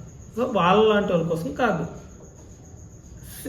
హత్యలు చేస్తున్న ఈ కయ్యన్ లాంటి వాళ్ళ కోసం, లేకపోతే విడాకులు ఇచ్చేస్తున్న కొందరి కోసం, ఇలాంటి చెడ్డ వాళ్ళ కోసమే ఆజ్ఞల చిట్టా అనేది దేవుడు ఇవ్వాల్సి వచ్చింది. దీని గురించి ఇంకొంచెం డీటెయిల్గా ఎక్స్ప్లెయిన్ చేస్తాను. అసలు ధర్మశాస్త్రం ఎలా ఉపయోగపడుతుంది అంటే మనకు ఇప్పుడు ఉండే ఆలోచన ఏంటంటే మంచి చేస్తే పరలోకం వెళ్ళిపోతాం, మంచి పనులు చేస్తే పరలోకం వెళ్ళిపోతాం అని ఒక ఆలోచన ఉంటుంది ఎప్పుడైనా. మంచి వాళ్ళకి ఎప్పుడు మంచి జరుగుతుంది అంటాం, మంచి పనులు చేస్తే పరలోకం వెళ్ళిపోతామని. ఇలాంటి మనం చేసే మంచి పనులు బట్టి మనం పరలోకం వెళ్తున్నామేమో అనుకుంటూ ఉంటాం. అసలు ధర్మశాస్త్రం ఓల్డ్ టెస్ట్మెంట్ ఇవ్వబడిన కారణం ఏంటి, అది అసలు ఎలా పనిచేస్తుంది అంటే రోమపత్రిక 3:20 ఇందాక చదివినట్టున్నాం. సో 3:20 ఒకసారి చూస్తే మనకు క్లియర్గా ఉంటుంది అక్కడ. ధర్మశాస్త్రం ఎందుకు ఏలైనగా ధర్మశాస్త్ర సంబంధమైన క్రియల మూలంగా ఏ మనుష్యుడును ఆయన దృష్టికి నీతిమంతుడని తీర్చబడడు. అంటే ధర్మశాస్త్రం ఫాలో అయ్యావు కాబట్టి నువ్వు నీతిమంతుడు కాదు. ధర్మశాస్త్రం వలన పాపం అనగా ఎట్టిదో తెలియబడుచున్నది. అంటే ధర్మశాస్త్రం అనేది ఒక థర్మోమీటర్ లాంటిది. అంటే ధర్మశాస్త్రంతో కంపేర్ చేస్తే ఇది సిన్ కాదు, ఇది సిన్ కాదు అని నాకు అర్థమవుతుంది. సో ధర్మశాస్త్రం ఈజ్ లైక్ ఏ థర్మోమీటర్. క్రీస్తు రక్తము నాకు పారాసెటమాల్. అంటే నువ్వు ఎన్ని మంచి పనులు చేసినా నువ్వు చెడ్డోడివే, అంతే కదా. ఇప్పుడు చాలామంది ఇప్పుడు రేప్ చేస్తూ ఉంటారు. వాళ్ళకి అవకాశం వచ్చింది కాబట్టి వాళ్ళు చేశారు, దొరికారు. ఇప్పుడు ఒక మనిషిగా నేను ఆ ప్లేస్లో ఉన్నా అదే చేస్తానేమో. అంటే మానవ జాతి పాడైపోయింది. పాప ఆలోచనలు ప్రతి ఒక్కరికి ఉన్నాయి. ఈ శరీరమే అలాంటిది. సో అంటే ఎవరో తప్పు చేశారు కాబట్టి వాడు చెడ్డవాడు, నేను మంచివాడిని కాదు. నీతిమంతుడు లేడు, ఒక్కడు లేడు. అందరం కూడా ఒకేలాంటి మనస్తత్వం కలిగిన వాళ్ళు. మనం ఆ పరిస్థితిలో లేం కాబట్టి మనం పాపం చేయట్లేదు. అంటే ఫలానా పాపం మనం ఆ పరిస్థితిలో ఉన్న మనం అదే చేస్తాం. మనకు ఆ పరిస్థితి వచ్చింది, వాళ్ళు దొరికిపోయారు కాబట్టి దొంగల్లాగా ఉన్నారు. మనం దొరకలేదు కాబట్టి దొరల్లాగా తిరుగుతున్నాం.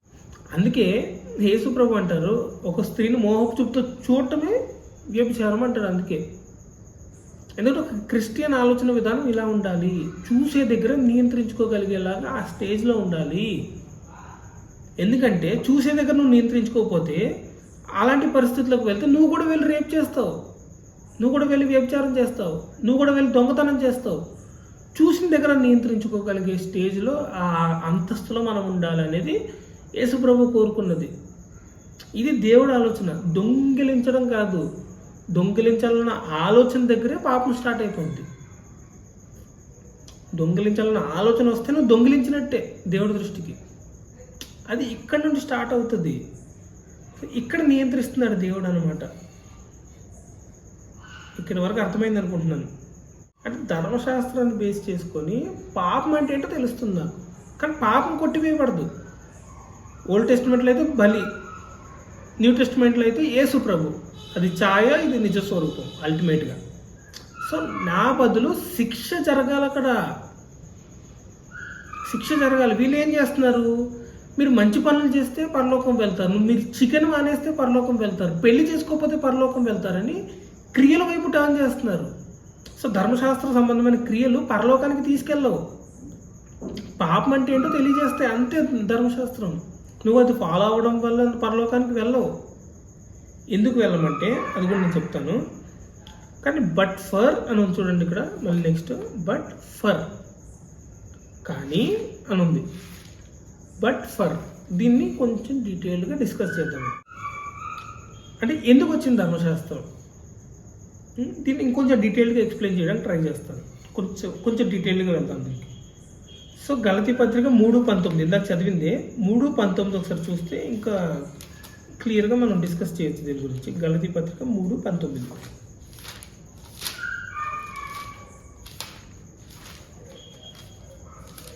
గలతీ పత్రిక 3:19. అలాగైనా ధర్మశాస్త్రం ఎందుకు వచ్చింది? ఎవనికి ఆ వాగ్దానం చేయబడినో ఆ సంతానము వచ్చే వరకు అది అతిక్రమములను బట్టి దానికి తర్వాత ఇవ్వబడను.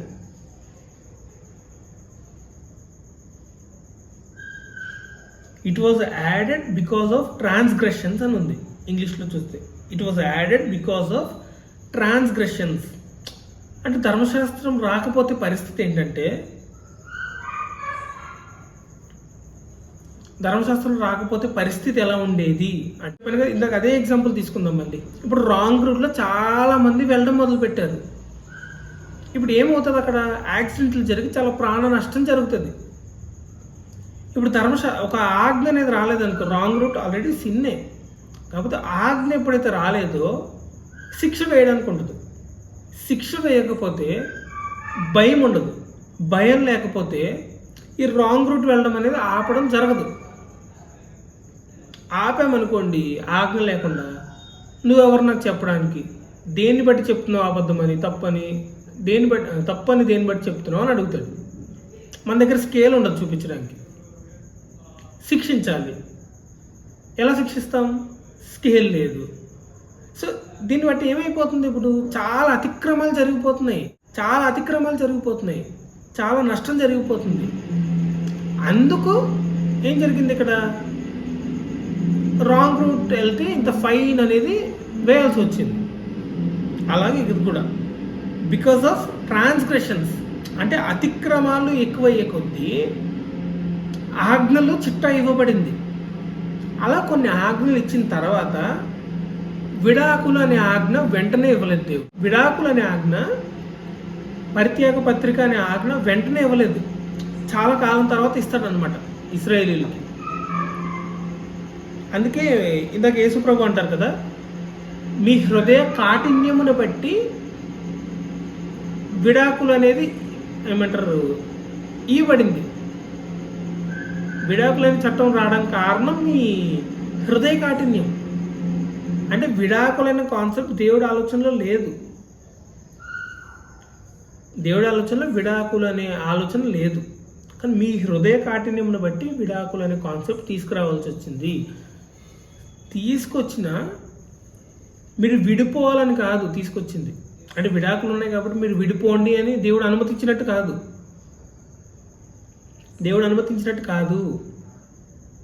ఎందుకు ఇవ్వబడింది అంటే మిమ్మల్ని లిమిట్ చేయడానికి ఇవ్వబడింది.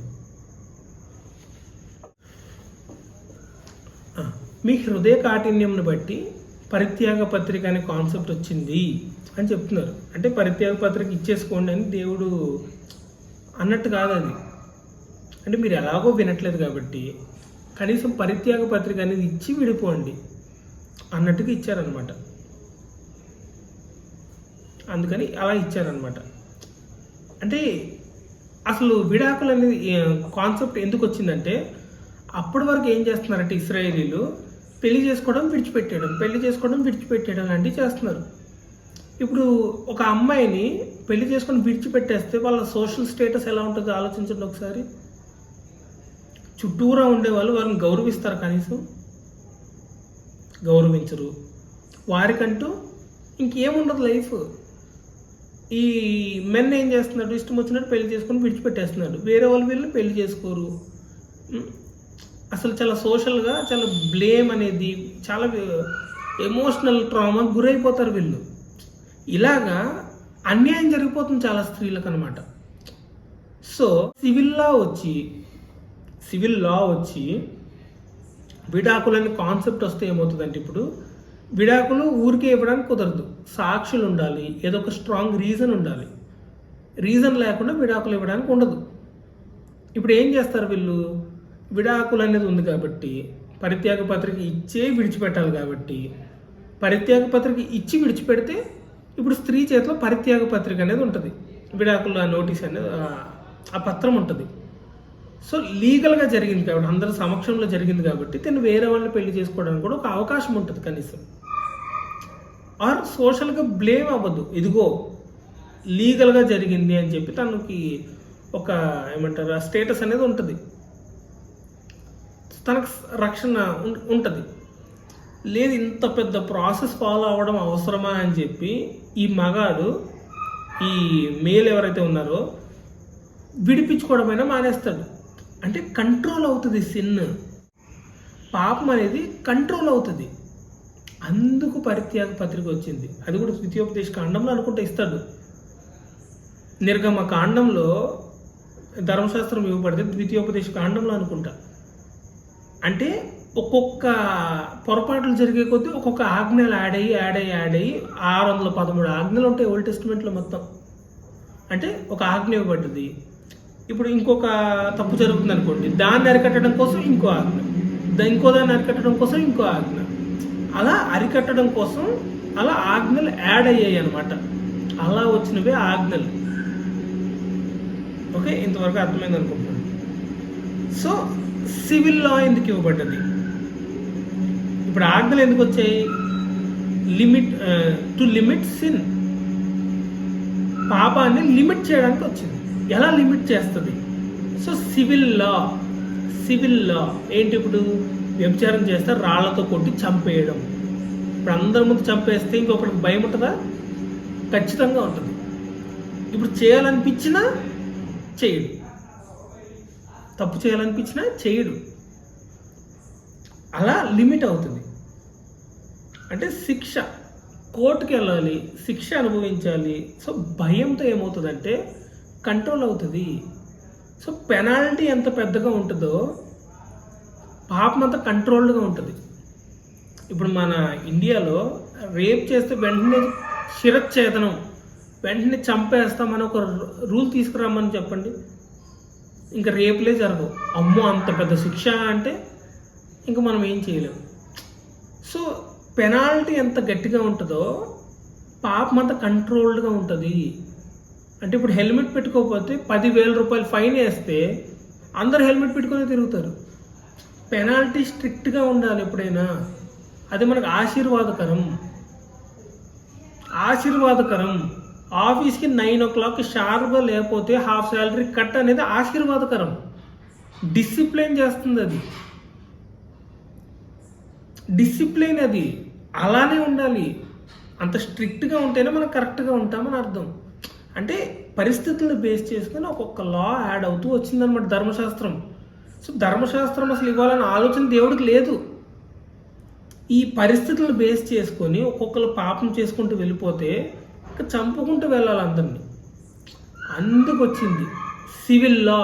అంటే ఒక జనాంగాన్ని ఏర్పరిచి, ఇప్పుడు నోవహు కాలంలో అందరూ పాపం చేశారు. నోవహు అందరిలో కొంచెం బెటర్గా ఉన్నాడు కాబట్టి, ఇక్కడ ఉన్న జనాల్లో నువ్వు కొంచెం బెటర్గా ఉన్నావు కాబట్టి నిన్ను బ్రతకనిస్తున్నాను అని చెప్పి ఓడను సిద్ధపరచమన్నాడు.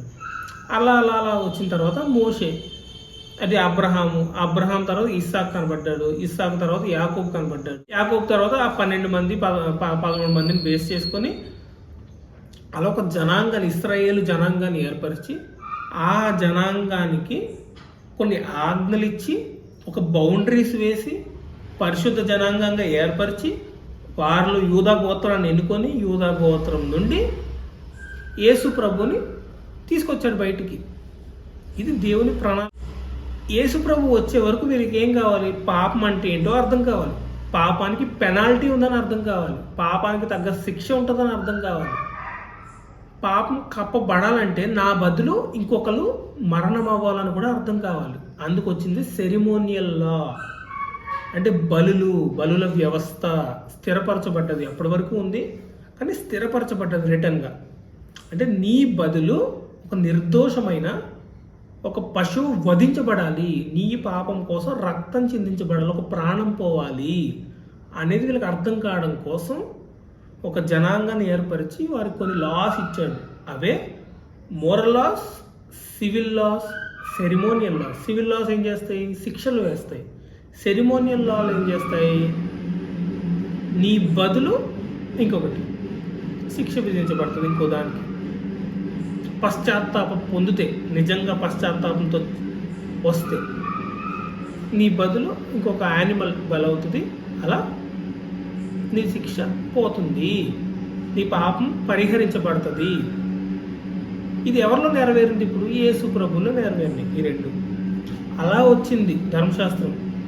సో మోషే వరకు చాలా పాపాలు జరిగిపోవడం వల్ల ధర్మశాస్త్రం ఇవ్వాల్సి వచ్చింది. లేదా ధర్మశాస్త్రం అనేది దేవుడి ఆలోచనలో లేదు.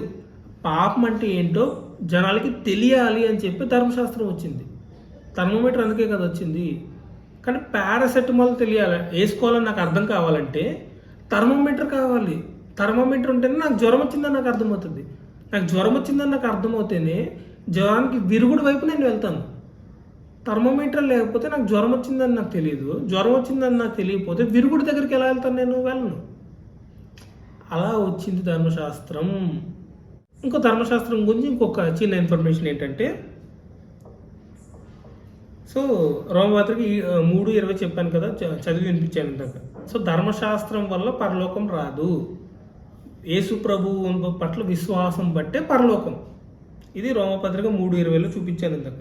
పాపం అంటే ఏంటో తెలుస్తుంది కానీ పాపాన్ని ధర్మశాస్త్రం తీసివేయలేదు. యేసు ప్రభు పట్ల విశ్వాసం ఉంచాల్సిందే. మోషే గారు ఓల్డ్ టెస్టిమెంట్లో వాళ్ళు ఇప్పుడు బలుల ద్వారానే రక్షించబడ్డారా అంటే వాళ్ళు కూడా మోషే గారి గురించి రాయబడ్డది హెబ్రీ పత్రిక 11వ అధ్యాయంలో. మోషే ఐగుప్తుతనం కంటే క్రీస్తు విషయమైన నింద గొప్ప భాగ్యమని ఎంచుకున్నాడట. మోషే గారికి క్రీస్తు ఎలా తెలుసు? ఓల్డ్ టెస్టిమెంట్లో క్రీస్తు ఛాయారూపంగా ఇన్కార్నేట్ క్రైస్ట్ అంటాం. అంటే ఓల్డ్ టెస్టిమెంట్లో ప్రత్యక్షతలు అక్కడక్కడ కనబడతాయి యేసు ప్రభువి. సో ఓల్డ్ టెస్టిమెంట్లో వాళ్ళు కూడా యేసు ప్రభు రక్తం మీద ఆధారపడ్డారు. యేసు ప్రభు సమకాలికులు కూడా యేసు ప్రభు రక్తం మీదే ఆధారపడ్డారు. ఈ కాలంలో మనం కూడా యేసు ప్రభు రక్తం మీదే ఆధారపడ్డాం. కృపచేతనే మనం రక్షించబడుతున్నాం. అంటే ఇది కృపాకాలం అని చెప్తూ ఉంటారు. ఇది కృపాకాలం కాదు.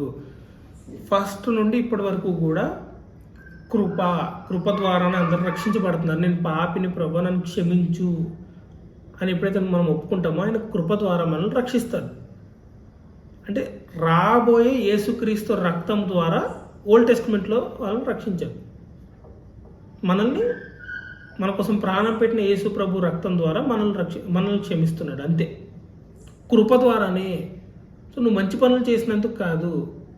చెప్పాను కదా, 100 మంచి పనులు ఒక్క చెడ్డ పనిని క్యాన్సిల్ చేయవంటే చేయవంతే. అయితే ధర్మశాస్త్రంలో ఉన్న ప్రాబ్లం ఏంటంటే యాకోబు పత్రిక 2:10 చూస్తే మనకి ఒక డీటెయిల్ యాడ్ అవుతుంది ఇక్కడ. యాకోబు పత్రిక 2:10లో ధర్మశాస్త్రం ఎంత ప్రాబ్లమేటిక్గా ఉంటుందంటే ఒకసారి చూడండి. 2:10 ఎవడైనాను ధర్మశాస్త్రం అంతయు గైకొనియు ఒక్క ఆజ్ఞ విషయంలో తప్పిపోయిన యెడల ఆజ్ఞలన్నింటి విషయంలోనూ అపరాధి అగును. అంటే 613 ఆజ్ఞల్లో 612 ఫాలో అయ్యి 613 ఫాలో అవ్వకపోయినా 613 పోయినట్టే. అంత స్ట్రిక్ట్ ధర్మశాస్త్రం. అందుకే ఒక్కరు కూడా నీతిమంతులుగా ఎంచబడట్లేదు. 613 613 ఫాలో అవ్వాల్సింది. ఒక్కటి ఫెయిల్ అయినా మొత్తం పోయినట్టే. అంత డేంజర్ ధర్మశాస్త్రం. ఇప్పుడు ధర్మశాస్త్రం ఫాలో అవడం ద్వారా నీతిమంతులు ఎవరైనా తీర్చబడతారా? అస్సలు యేసు ప్రభు తప్ప ఎవరు నెరవేర్చలేకపోయారు ధర్మశాస్త్రాన్ని.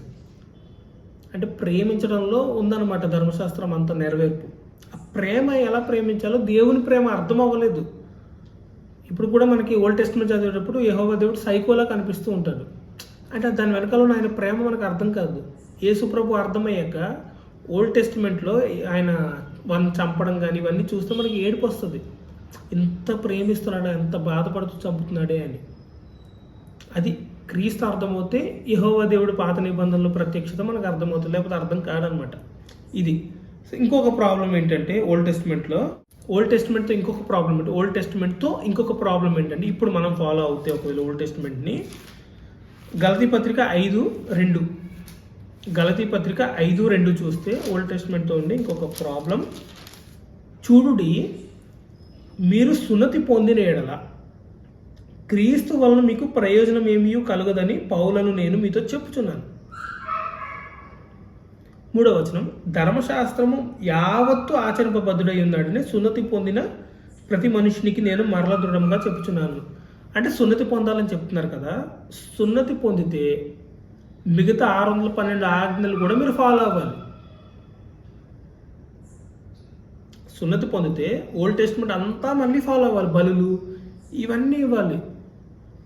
అలా ఆచరించండి, లేదా మొత్తం ఆచరించద్దు. యేసు ప్రభు పట్ల విశ్వాసం అనే దగ్గరికి వచ్చేయండి సరిపోద్ది.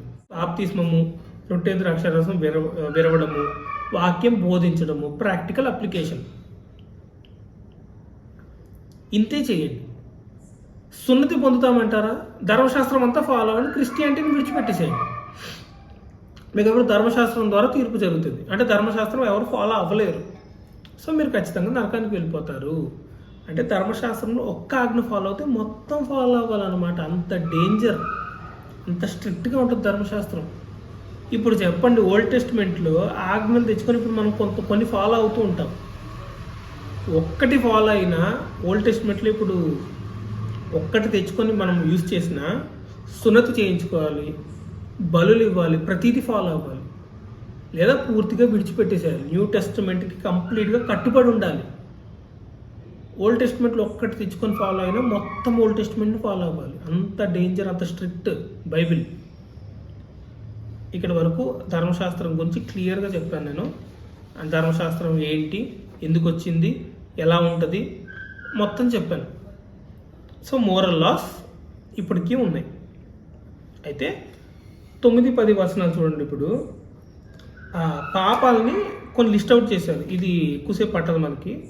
ఆ పాపాలని లిస్ట్ అవుట్ చేశారు చూడండి. అంటే ఎలాంటి వారి కోసం ధర్మశాస్త్రం ఇవ్వబడింది అనేది ఆ పాపాలను లిస్ట్ అవుట్ చేశారు. ఆ పాపము ఆజ్ఞలాగా చూసుకుంటూ వెళ్ళిపోదాం మనం. సో తిమోతికి రాసిన మొదటి పత్రిక 9:10. Now we know that the law is good if one uses it lawfully, understanding this, that the law is not laid down for the just అంటే నీతిమంతులు, but for the lawless. ఇక్కడ నుండి స్టార్ట్ అవుతుంది. But ఎవరి కోసం ఇవ్వబడ్డది? Lawless, ధర్మ విరోధులు. ధర్మశాస్త్రం ఎవరి కోసం ఇవ్వబడ్డది అంటే ధర్మ విరోధుల కోసం ఇవ్వబడ్డది. అంటే అసలు ఏమంటారు, లా బ్రేకర్స్ అనమాట. అంటే మంచి చెడు అనేది లేదు. నేను ఏది చేస్తే అదే మంచి అన్నట్టుగా బ్రతికేసేవాడు అనమాట. నేను ఏది చేస్తే అదే మంచి, ఐ డోంట్ కేర్, నా ఇష్టం వచ్చినట్టు నేను బ్రతుకుతాను, నాకు ఆజ్ఞ వద్దు అని చెప్పుకునే వారి కోసం ఆజ్ఞలు ఇవ్వబడ్డాయి. ఇది ఫస్ట్ పాయింట్. అక్కడ ఎగ్జాంపుల్ నాస్తికులను తీసుకుందాం. ఇంకా నాస్తికులు కొంచెం బెటర్గానే ఉన్నారు ఇప్పుడు, కానీ కొంతమంది ఉంటారు, నేను ఎందుకు దేవుణ్ణి నమ్మనంటే, మీకు తెలుసు ఆ పేరు కూడా, నేను నా ఇష్టం వచ్చినట్టు బ్రతకాలనుకుంటున్నాను కాబట్టి నాకు ఆజ్ఞలు వద్దు, కాబట్టి నేను దేవుణ్ణి నమ్మితే కొన్ని ఫాలో అవ్వాలి, కాబట్టి నాకు అది ఇష్టం లేదు, కాబట్టి నేను దేవుణ్ణి నమ్మను అని చెప్తారు. ఇది ధర్మ విరోధులు. అంటే మంచి చేయాలన్న ఆలోచన కూడా లేని వాళ్ళు, దానికి అగెయిన్స్ట్గా చెడు చేసేవాళ్ళు, చెడు చేయడానికి ఇష్టపడేవాళ్ళు. అలాగే డిసోబీడియంట్ అని ఉంది ఇంగ్లీష్లో. అవిధేయులు అంటే ఆజ్ఞ ఏంటో తెలుసు కానీ కరెక్ట్ చేసుకోవడానికి ఇష్టపడరు, కావాలని తప్పులు చేసేవాళ్ళు అనమాట. అన్గాడ్లీ, భక్తిహీనులు. సో ఫస్ట్ కమాండ్మెంట్ ఎందుకు వచ్చిందంటే ఇలాంటి వాళ్ళ కోసమే. అన్గాడ్లీ అంటే దేవుణ్ణి దేవుడిగా ఆరాధించకుండా విగ్రహ ఆరాధన కానీ ఇలాంటివి చేసేవాళ్ళు అనమాట. అన్గాడ్లీ. సో అన్గాడ్లీ, భక్తిహీనులు. ఇది ఫస్ట్ కమాండ్మెంట్లో మనకు కనపడుతుంది. మీరు ఏ విగ్రహాన్ని పూజించకూడదు అని చెప్తారు. అలాగే పాపిస్టులు అని ఉంది మళ్ళీ నెక్స్ట్. సిన్నర్స్ అంటే హ్యాబిచువల్ సిన్స్ అనమాట. అంటే నేను పాపం చేసినా కానీ క్షమాపణ కోరను, ఆ పాపంలోనే బ్రతికేవాడు. మనం కూడా సిన్నర్సే, కానీ ఒక Christian A type of sinner అంటే రిపెంటింగ్ సిన్నర్. ఒక Christian A type of sinner అంటే రిపెంటింగ్ సిన్నర్. ఇక్కడ రాయబడ్డ సిన్నర్స్ ఎవరంటే అన్రిపెంటింగ్ సిన్నర్స్, అంటే పాపంలో ఇష్టం వచ్చిన బ్రతికే సిన్నర్స్. వీరిని అరికట్టాలంటే మరలా కమాండ్మెంట్స్ కావాలి. మళ్ళీ అన్హోలీ, అపవిత్రులు అంటే బౌండరీస్ని బ్రేక్ చేసేవారు, ఆ బౌండరీస్కి కట్టుబడి బ్రతకనివారు. ఇప్పుడు చూడండి కొన్ని కంట్రీస్లో ఇప్పుడు సెక్స్ అనేది క్యాజువల్, యూరోపియన్ కంట్రీస్లో అయితే ముఖ్యంగా, అంటే అసలు తప్పే కాదు. ఇప్పుడు ఇండియాలో కూడా తయారైంది కదా అలాగా, అసలు తప్పే కాదు అనే అంత క్యాజువల్గా తీసుకుంటారు అనమాట పాపాన్ని. వాళ్ళ అపవిత్రులు, అన్హోలీ. అన్హోలీ, హోలీ అంటే సెపరేట్ అని అర్థం. అన్హోలీ. ప్రొఫేన్ అని ఉంది, అంటే మత దూషకులు. మత దూషకులు అంటే తము వెంబడించే దేవుని వ్యతిరేకులు, దూషించేవారు. సో వీళ్ళకి శిక్ష కావాలి. సో శిక్ష రావాలంటే ఆజ్ఞలు కావాలి. ఇలాంటి వాళ్ళు కూడా అక్కడ ఆ టైంలో తయారయ్యారు, ఈ కాలానికి కూడా ఉన్నారు. అలాగే దోసు స్ట్రైక్ ఫాదర్ ఆర్ మదర్ అంటే మాతృహంతకుల పితృహంతకులను, మాతృహంతకులను, నరహంతకులను. సో పేరెంట్స్ని అబ్యూస్ చేసేవాళ్ళు, ఫిజికల్గా అబ్యూస్ చేసేవాళ్ళు, లేకపోతే వారిని చంపేసేవాళ్ళు కూడా. వారి కోసం ఫిఫ్త్ కమాండ్మెంట్ ఏంటి, నీ తల్లిదండ్రుల్ని సన్మానించాలనే కమాండ్మెంట్ ఎందుకు వచ్చిందంటే ఇలా చేసేవారు తయారయ్యారు కాబట్టి. నెక్స్ట్ మర్డరర్స్, హంతకులు, 6వ కమాండ్మెంట్. సో నరహత్య చేయకూడదు అనే కమాండ్మెంట్ రావడానికి కారణం హంతకుల్ని అరికట్టడానికి. సెక్షువల్ ఇమ్మోరాలిటీ, వ్యభిచారులు అంటే సో వ్యభిచరింపకూడదు అనే ఆజ్ఞ 7వ ఆజ్ఞ మనకు వచ్చింది. ఎందుకంటే వ్యభిచారం అనేది ఎక్కువ అయిపోయింది అప్పటికి. అంటే మొదటి పెళ్ళి నార్మల్ పెళ్ళి అయితే మిగతావన్నీ వ్యభిచారం కిందకే వస్తాయి. ఒక భర్తకి ఒక భార్య మాత్రమే. సో స్లేవ్ ట్రేడర్స్ అని ఉంది. స్లేవ్ ట్రేడర్స్ ఆర్ ఎన్స్లేవ్స్ అంటే ఈ తెలుగులో ఏమని ఉందంటే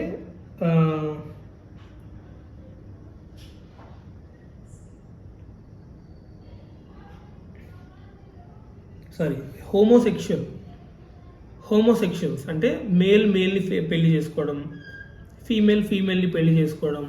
సో వీటిని అరికడుతూ హోమోసెక్షువాలిటీ సిన్ అని చెప్పి ఆజ్ఞ రావడం జరిగింది. ఎందుకంటే మేల్ని పెళ్లి చేసుకుంటే పిల్లలు పుట్టరు, ఫీమేల్నే పెళ్లి చేసుకోవాలి. సో మేల్ అండ్ ఫీమేల్ అనే 2 జెండర్స్ మాత్రమే ఉన్నాయి, మిగతా ఏ జెండర్ కూడా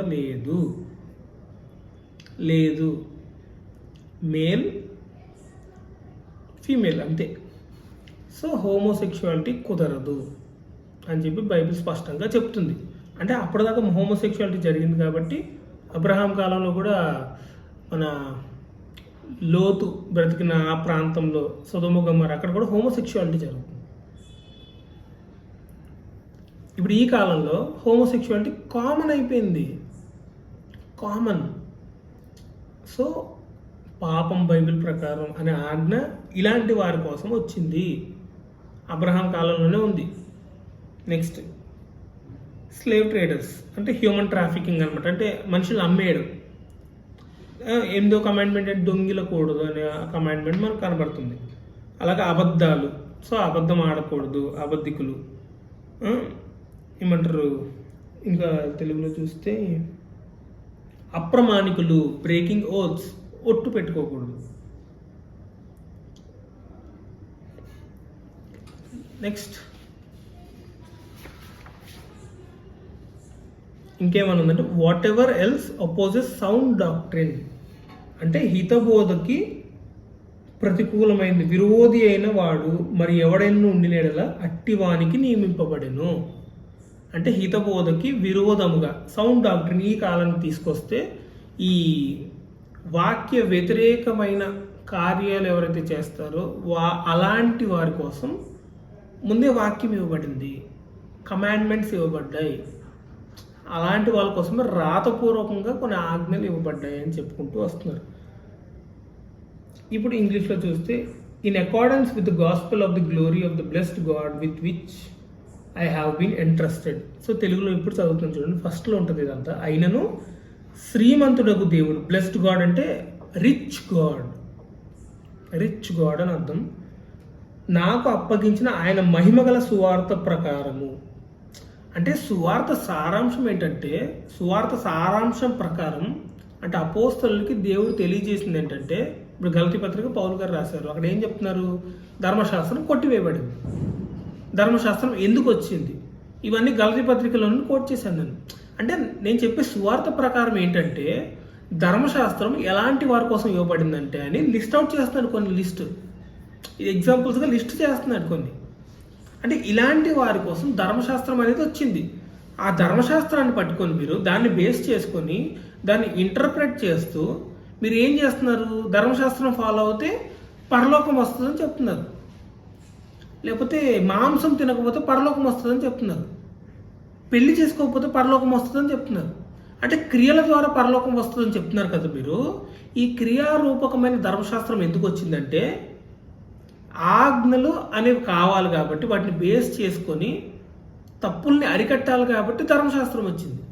కానీ అసలు ఏంటంటే యేసు ప్రభు ఆయన రక్తాన్ని ఆశ్రయించిన పశ్చాత్తాపము, దాని ద్వారా రక్షణ అనేది అసలు కాన్సెప్ట్. ఆజ్ఞలు ఇవ్వకపోయినా ఆజ్ఞలు ఏంటో మనకు తెలుసు, కానీ వాటిని అరికట్టడం కోసం ఆజ్ఞలు వచ్చాయి, అరికట్టడం కోసం, శిక్షించడం కోసం. ఎందుకంటే ఆజ్ఞలు లేకపోతే అందరినీ చంపుకుంటూ వెళ్ళాల్సి వస్తుంది దేవుడు. సో ఆజ్ఞలు పెట్టి క్షమాపణ ఇచ్చి నా కోసం ఒక పశువు చనిపోతుంది కదా అని ఒక మెత్తని హృదయం వస్తుందేమో అని ఒక ఆశ, అది ఓల్డ్ టెస్టిమెంట్లో. అది కూడా లేని వాడికి ప్రభువా నన్ను క్షమించు అని గాల్లోకి చూసినా కనీసం దేవుడిగా ఆరాధిస్తాడేమో అని హోప్. అలా ఉంది. ధర్మశాస్త్రం అనేది అసలు దేవుడి ఆలోచనలోనే లేకపోయినా మీరు ఆ ధర్మశాస్త్రాన్ని పట్టుకొని ఆ క్రియల్ని పట్టుకొని వేలాడుతూ వీటిని బోధిస్తూ దీన్ని బట్టి పరలోకం అని ఎందుకు బోధిస్తున్నారు, ఇది రాంగ్ ఇంటర్ప్రిటేషన్ అని చెప్పి కొట్టిపడేస్తున్నారు అనమాట పౌలు గారు. ఇది అక్కడ జరుగుతుంది. ఇప్పుడు చదువుతాను చూడండి వచనాలు, మీకు ఇంకా క్లియర్గా అర్థమవుతుంది. తెలుగులో చదువుతాను. అయినను శ్రీమంతుడగు దేవుడు నాకు అప్పగించిన ఆయన మహిమగల సువార్త ప్రకారం, నాకు అప్పగించిన సువార్త ప్రకారం ఏంటంటే ధర్మశాస్త్రము ఎవరికి విధించబడలేదని ధర్మ విరోధుల కోసం, అవిధేయులకు, భక్తిహీనులకు, పాపిష్టులకు, అపవిత్రులకు, మతదూషకులకు, పితృహంతకులకు, మాతృహంతకులకు, నరహంతులకు, వ్యభిచారులకు, పురుష సంయోగులకును, మనుష్య చోరులకును, అబద్ధికులకును, అప్రమాణికులకును, హితబోధ విరోధమైన వాడు మరి ఎవడైనా ఉండినట్లా అట్టి వానికి నియమింపబడెను. కానీ నీతిమంతునికి నియమింపబడలేదు. నీతిమంతుడు ఒక్కడు లేడు. కానీ నేను పాపిని ప్రభువాన్ని ఎవరైతే ఒప్పుకుంటారో వాళ్ళు నీతిమంతుడు ఉచితంగా. దేవుని కృపను బట్టి ఓల్డ్ టెస్టిమెంట్లో, క్రీస్తు రక్తాన్ని బట్టి న్యూ టెస్టిమెంట్లో. నేను నేను ఒప్పుకునేవాడు. యోబు గారిలాగా బలులు ఇవి ఇచ్చి ఏమంటారు ఆ పాపాన్ని కడిగి వేసుకునేవారు అనమాట. ఎవడైనా నియమింపబడలేదని ఎరిగి ధర్మానుకూలముగా దానిని ఉపయోగించిన ఎడల ధర్మశాస్త్రం మేలైనదని మనం ఎరుగుతాము. అంటే దాని ఎగ్జాక్ట్ ఇంటర్ప్రిటేషన్. అంటే పరిత్యాగ పత్రిక ఎందుకు ఇవ్వబడ్డదంటే ఈ దూరపరచడం అనేది ఆగాలి, విడిచిపెట్టేయడం అని ఆగాలి అనే దానికోసం ఇవ్వబడింది. అంతే తప్ప అసలు ఇద్దరు విడిపోవడం అనేది దేవుడికి ఇష్టం లేదు. అసలు కలవడం కూడా సరైన ఉద్దేశంతో కలవాలనేది దేవుని అల్టిమేట్ గోల్. దీన్ని అర్థం చేసుకోండి. మీరు అబద్ధం ఆడొద్దంటే దాన్ని మిస్ఇంటర్ప్రిట్ చేయొద్దు. దశమ భాగం అంటే వాళ్ళు ఏం చేశారు, పుదీనాలు సోంపులను దశమ భాగం తీసుకున్నారు. లేకపోతే మందిర సంబంధమైన పనుల కోసం మీ తల్లిదండ్రులకి ఇచ్చేవి కూడా మందిరానికి ఇచ్చేయండి అని చెప్పి లాగేసుకుంటున్నారు వాళ్ళ దగ్గర. సో సొంత ఇంటర్ప్రిటేషన్స్ చేస్తూ కొత్త కొత్త పుస్తకాలు రాశారనమాట ఆ కాలంలో. చేతులు కడుక్కోవడానికి ఒక రీజన్, అంటే దానిలో దయ్యాలు వచ్చి కడుపులోకి వెళ్ళిపోతాయంట. ఇలా డిఫరెంట్గా ఇష్టం వచ్చినట్టు ఇంటర్ప్రిట్ చేయడం మొదలుపెట్టారు. ఇప్పుడు అదే చేస్తున్నారు. తిమోతి పత్రిక రాయడానికి గల కారణం కూడా అదే, ఎఫెస్లో కూడా అదే జరుగుతుంది. ధర్మశాస్త్రం అసలు మూల కారణం చెప్పి ఇలాంటి వాళ్ళ కోసం అసలు ధర్మశాస్త్రం దేవుని ఉద్దేశంలోనే లేని దాన్ని తీసుకొచ్చి మీరు ఎందుకు బోధిస్తున్నారు? ఇదే పౌలు గారి ఆర్గ్యుమెంట్ ఈ 3 వచనాల్లో అనమాట. ఇది 8, 9, 10, 4 వచనాల్లో.